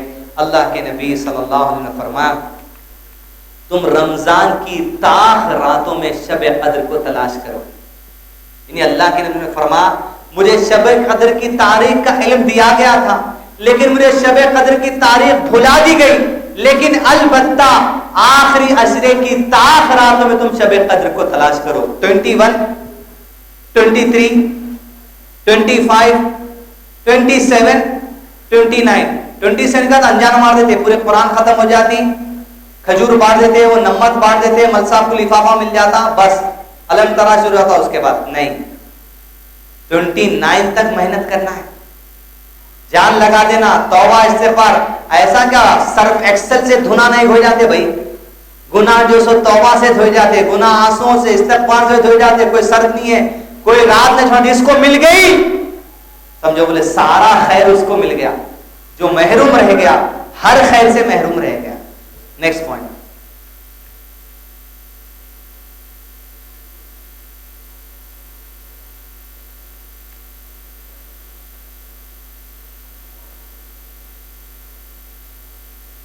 شب قدر کی اہمیت کے بارے میں حدیث ابن ماجہ 1333، بلا شبہ یہ بابرکت مہینہ تمہارے پاس آیا ہے، اسے غنیمت سمجھو، اس میں ایک ایسی رات ہے جو 1000 مہینوں سے بہتر ہے، جو شخص اس رات کی خیر اور برکت سے محروم رہا، اور اس کی خیر اور برکت سے صرف وہی محروم رہتا ہے، جو شخص وہی محروم رہتا ہے ہر قسم سے جو محروم ہو، جو شخص اس کی خیر اور برکت سے محروم ہوا وہ ہر قسم کی خیر اور برکت سے محروم رہ گیا۔ لہذا کوشش کریں یہ پورے 205 دن محنت کرنے کی۔ نیکسٹ آخری پوائنٹ، رمضان میں سخاوت و قرآن کا دور، خیرات کرنا۔ رمضان آتے پیٹرول پمپ سے چلر کے پاکٹاں لے کے رکھ لیتے لوگ، پوچھتے روپیہ، پوچھتے 8 آنے، پوچھتے 2 روپے، یہ چلر کام نہیں کرنا۔ بند مٹھی دیجیے، کسی کو ایسا دیجیے اس کو کچھ کام آگے جیسا۔ یہ پروفیشنل فقیرہ ہیں، ان لوگوں کو مت دیجیے آپ۔ سسرال رشتے داروں میں، ددیال میں، ننیال میں، رشتے داروں میں کوئی ایسے رہتے جو منہ کھول کے اپنی مجبوری بیان نہیں کر سکتے، کچھ ایسا دیجیے ان کو تاکہ رسو کچھ کام آ جائے۔ زکوٰۃ لوگ نکالتے 10,000 روپے، 10,000 میں 40 آدمیوں کو بانٹتے، ہر ایک کو 200 روپے، کیا کام آنے والے؟ 10,000 یا تو پورے ایک کو دے دو، 10,000 یا تو کسی 2 کو دے دو، تاکہ کچھ لے سکتا بھائی، انہیں کچھ خرید سکتا۔ روپیہ 2 روپے 200 میں کیا آنے والا؟ لہذا رسول زکوٰۃ، صدقات، خیرات اس طرح کریں۔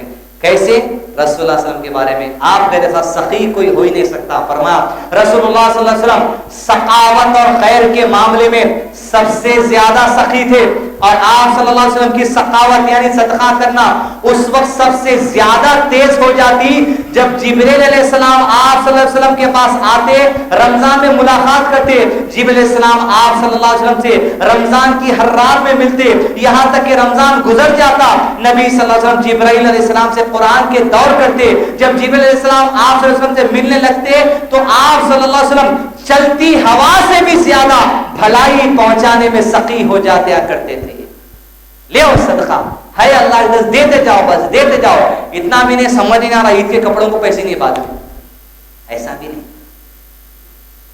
قرآن میں فرمایا اللہ سبحانہ وتعالیٰ نے، اے نبی صلی اللہ علیہ وسلم، یہ لوگ آپ سے پوچھتے ہیں کیا خرچ کریں، کہا ان سے کہو جو ضرورت سے زیادہ ہے وہ خرچ کر دو۔ آپ کی تنخواہ 50,000 ہے، 20,000 ہے، خرچ عید کے وغیرہ 115,000 میں ہو جا رہے ہیں، 5,000 بچ رہے ہیں، 5,000 میں جتنا خوشی سے کر سکتے کرو۔ صدقہ خیرات، مجبور لوگوں کو چہرے دیکھ کر، زندگیاں دیکھ کر، زندگیوں میں معلومات کر کے، ایسے لوگ جو دعا دیں، جو جزائے دیں، اور خرچ کر کے صدقہ کر کے یہ نیت ہے اللہ چلو اب احسان کر لیے، ان سے کچھ کام لے سکتے نہیں، وہ برباد ہے ایسا صدقہ۔ پھر بس کوئی امید نہیں لگاتا مومن، بس جو اجر دینا اللہ سبحانہ وتعالیٰ دیں گے۔ بس یہی 54 پوائنٹ کے ساتھ رمضان، تراویح، قیام اللیل، تہجد، تمام مسائل ختم ہوئے، بغیر کسی اختلاف کے ساتھ۔ اپنا لمیٹڈ رکھیے، ایسا بھی میں 20 پڑھ لیتا ہوں، یہ پڑھ لیتا ہوں، وہ کر لیتا ہوں، نہیں، جتنا کر سکتے اتنا کریے۔ روزہ رہیے، 5 وقت کی نمازیں پڑھ لیجیے، 5 وقت کے ساتھ ساتھ آپ سنت موقعہ 2 رکعت سنت، 4 رکعت سنت پڑھ سکتے، آسانی پڑھیے۔ نفل پڑھ سکتے، رات کے 8 رکعت پڑھو، یعنی 4 رکعت عشاء کے بعد پڑھ لو، یا 4 رکعت سحری کے ٹائم جب اٹھتے، جب تہجد کے وقت، افضل وقت تہجد کا وہ ہے، ساری رات قیام اللیل ہے، لیکن افضل وقت تہجد کا جب اللہ سبحانہ وتعالیٰ پہلے آسمان پر آتے، وہ تہجد کا فجر کی نماز سے پہلے کا 4 ادھر پڑھو 4 ادھر پڑھو، اس طرح سنت بھی قائم رہ جاتی۔ لمیٹڈ کام مگر کنٹینیوٹی کے ساتھ، 8 رکعت پڑھ رہے ہیں، کنٹینیو پورا رمضان پڑھو۔ روزانہ قرآن کے آپ 2 رکوع پڑھ رہے ہیں، شروع کے جذبات میں آ کے 1 پارہ، 1.25 پارہ، 3 پارے، 2 پڑھ رہے ہیں، اٹھ رہے ہیں، جانی مار رہے ہیں، پورا پڑھ لے رہے ہیں، اس کے بعد آج نہیں پڑھا، کل نہیں پڑھا، ایسا نہیں، 1 پڑھو پورا رمضان پڑھو، ترجمے سے پڑھ رہے ہیں پورا رمضان پڑھو۔ اس طرح اپنے معاملات کو درست کیجیے۔ قرآن پڑھ رہے ہیں تو ترجمہ ضرور کیجیے، ترجمہ پڑھنے میں ہی، اس لیے اگر میں اور آپ، اگر ہم ہماری زندگی میں اللہ سبحانہ وتعالیٰ قرآن میں کیا بولے یہ نہیں سمجھے تو دنیا میں آنا اس بیکار ہو گیا، سمجھے آپ کیا بولے اللہ تعالیٰ ہم نہیں سمجھنے، ایک بار بھی نہیں سننا چاہ رہے ہیں، وہ بات بیکار ہے، پوری زندگی بیکار ہے۔ کم سے کم ارادہ کیجیے اس رمضان میں قرآن کا ترجمے کا بھی مکمل کر دیا جائے، جتنا کر سکتے لمیٹڈ۔ نیکسٹ رمضان ہو گیا، عید الفطر آئی، 2 مسائل۔ پہلا مسئلہ صدقہ فطر کا، صدقہ فطر کیا ہے اس کے بارے میں 7 پوائنٹ ہے۔ پہلا، صدقہ فطر عید کی نماز سے پہلے ہی ادا کر دینا چاہیے ورنہ عام صدقہ شمار ہوگا۔ عید کیا کرتے لوگ؟ صدقہ فطر کا گھیوں جمع کر لیتے، فقیر آتے کہ تو ایک تھالی دیتے جاتے، عید کی نماز پڑھ لیتے، دوسرے دن تک دیتے رہتے، وہ صدقہ کاؤنٹ نہیں ہوتا۔ پورا گیہوں یا آٹا یا چاول کچھ بھی آپ صدقے میں دیں، وہ سب عید کی نماز سے پہلے دے دینا، ایک دن پہلے ہی گھروں کو پہنچا دینا، یا راتوں میں گھروں کو پہنچا دینا، یا فجر کے بعد گھروں کو پہنچا دینا۔ نماز پڑھنے کے بعد وہ صدقہ فطر نہیں ہوتا۔ پوائنٹ نمبر 2، صدقہ فطر کے مستحق وہی لوگ ہیں جو زکوٰۃ کے مستحق ہیں، جو زکوٰۃ کے مستحقین ہیں، ایسے لوگوں کو صدقہ فطر دیں۔ صدقہ فطر کی مقدار 2.5 کلو گرام ہے، یا تو گیہوں دو، یا تو چاول دو، یا تو آٹا دو، یا جو دو، یا کھجور دو، یہ سب آپ 2.5 کلو دے سکتے ہیں صدقہ فطر میں۔ بڑھ کے دینا چاہتے ہیں وہ عام صدقہ ہوگا، لیکن 2.5 کلو مقدار صدقہ فطر کی کاؤنٹ کی جائے گی۔ نیکسٹ، صدقہ فطر ہر مسلمان غلام ہو یا آزاد ہو، مرد ہو یا عورت ہو، چھوٹا ہو یا بڑا ہو، روزے دار ہو یا غیر روزے دار ہو، صاحب نصاب ہو یا غیر صاحب نصاب ہو، سب پر صدقہ فطر فرض ہے۔ چھوٹا بچہ بھی گھر میں پیدا ہوا تو اس کے نام سے بھی صدقہ فطر دینا ہے، لازم ہے ہر ایک کے اوپر۔ گیہوں، چاول، کھجور، پنیر میں سے کسی بھی چیز کا استعمال کیا جا سکتا ہے۔ نیکسٹ، صدقہ فطر ادا کرتے وقت آخری روزے کی افطار کرنے کے بعد شروع ہوتا ہے، لیکن عید سے 1 یا 2 دن پہلے بھی دیا جانا کوئی غلط بات نہیں ہے۔ پوائنٹ نمبر 7، صدقہ فطر گھر کے سرپرست کو گھر کے تمام افراد، بیوی، بچوں اور ملازموں کی طرف سے ادا کرنا چاہیے۔ گھر میں نوکر کام کرتے، ان کی طرف سے بھی صدقہ دینا۔ نوکر اگر نہیں رہتا نے سیٹ کے گھر میں کما کے پیسہ چلے جاتا، انہیں اپنے گھر میں دینا۔ تو نوکر چاکر یہ تمام لوگوں کی طرف سے صدقہ فطر دینا اگر گھر میں رہتے تو ہمارے اوپر لازم ہے۔ صدقہ فطر کا مقصد یہ ہے روزے کی حالت میں جو چھوٹے گناہ سرزد ہو جاتے ہیں ان گناہوں سے پاک کرنے کے لیے صدقہ فطر دیا جاتا ہے۔ اسی فطر سے عید الفطر کہا گیا، یعنی صدقہ جو ہم کرتے ہیں لوگوں کے پاس خیر خیرات کرتے ہیں، اس کے نام سے۔ پوائنٹ نمبر 2، عید کی صلاۃ عیدگاہ میں ادا کرنی چاہیے، اور عیدگاہ کھلے میدان کا نام ہے، مسجدوں میں نہیں۔ گراؤنڈ ہے، میونسپلٹی گراؤنڈ ہے، عیدگاہ ہے، ویسے جگہوں پہ عید کی نماز پڑھنے کا حکم ہے۔ عیدگاہ میں سوائے عید کی صلاح کے کوئی نماز نہیں ہے، اس لیے کہ پوری رات بھر کی شاپنگ کر کے آتے وہاں پر جا کے، اور صبح اٹھتے فجر گول دوڑے دوڑے عید کی نماز پڑھتے، وہاں 2 رکعت قضا پڑھتے۔ عیدگاہ میں کوئی نماز نہیں ہے، صرف عید کی نماز۔ نئے پڑھے گھر میں پڑھ کے آئیے، آپ کیا بھی کریے، عیدگاہ میں کوئی نماز کی اجازت نہیں ہے، صرف عید کی ہی 2 رکعت نماز ہوگی، کوئی دوسری نماز نہیں پڑھنا چاہیے۔ عید کی صلاح میں 12 تکبیر ہیں، پہلی رکعت میں پہلی تکبیر کے علاوہ 7 تکبیر ہیں، اور دوسری رکعت میں 5 تکبیر ہیں۔ اللہ اکبر پہلی رکعت، ثنا پڑھ لیے، خاموش، اللہ اکبر، اللہ اکبر، اللہ اکبر، اللہ اکبر، اللہ اکبر، اللہ اکبر، اللہ اکبر، اللہ اکبر۔ 7ویں میں مان لینا، پہلی کو چھوڑ دینا، پہلی ثنا پڑھ لینے کے بعد پھر 7ویں میں اللہ اکبر ان کے سورہ فاتحہ دل میں سورہ۔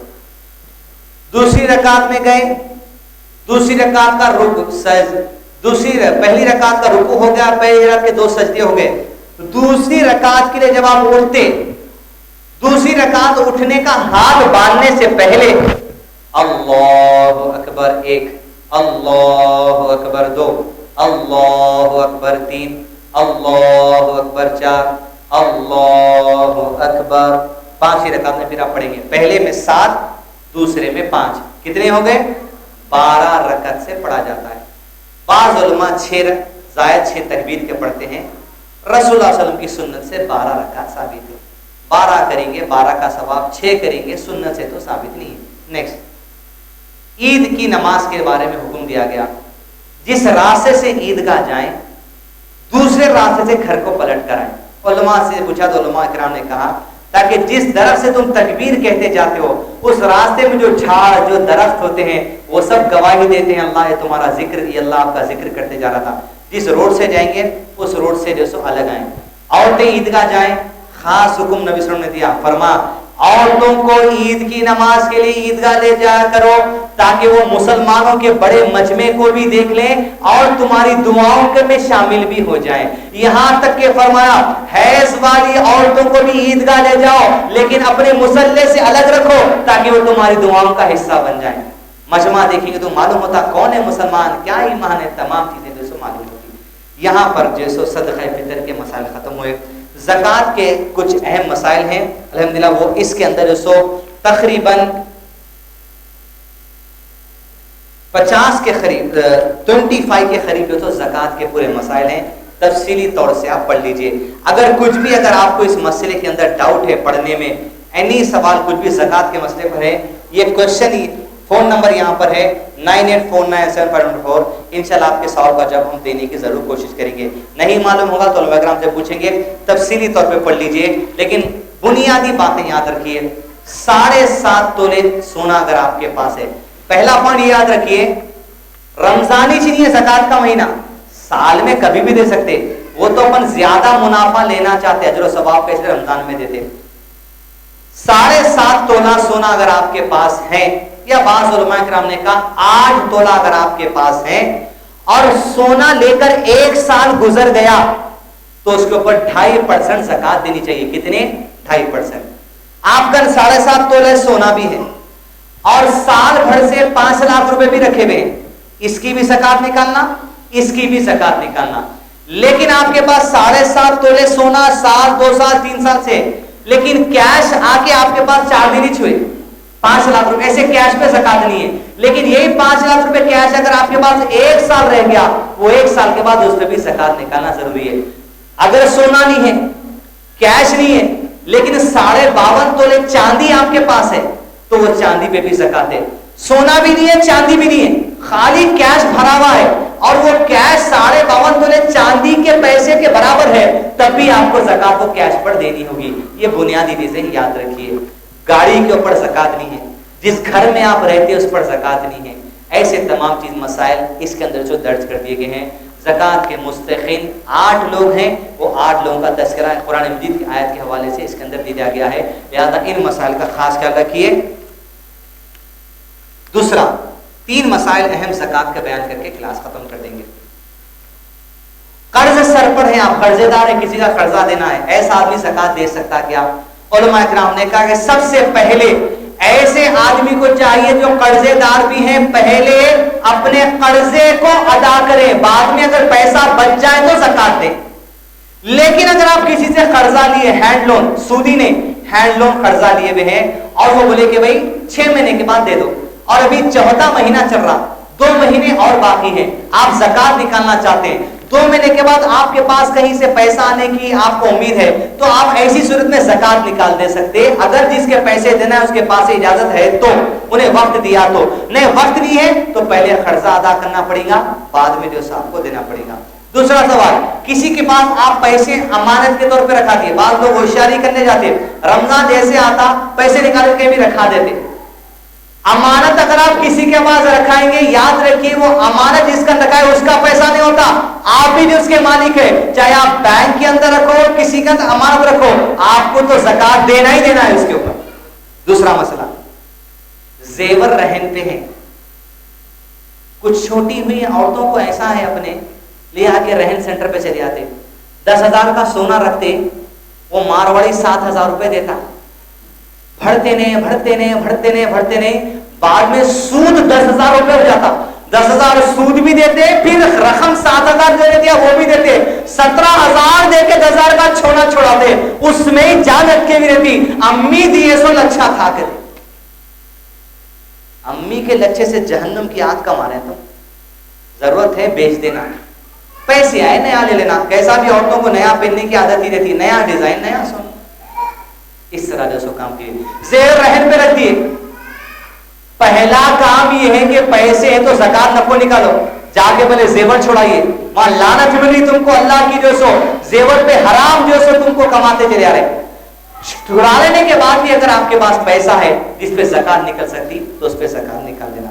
نیکسٹ, پراپرٹی زکوٰۃ, زکوٰۃ کس کو دینا, وہ تمام مسائل یہاں پر موجود ہیں, علماء کرام کی تحقیق ہے.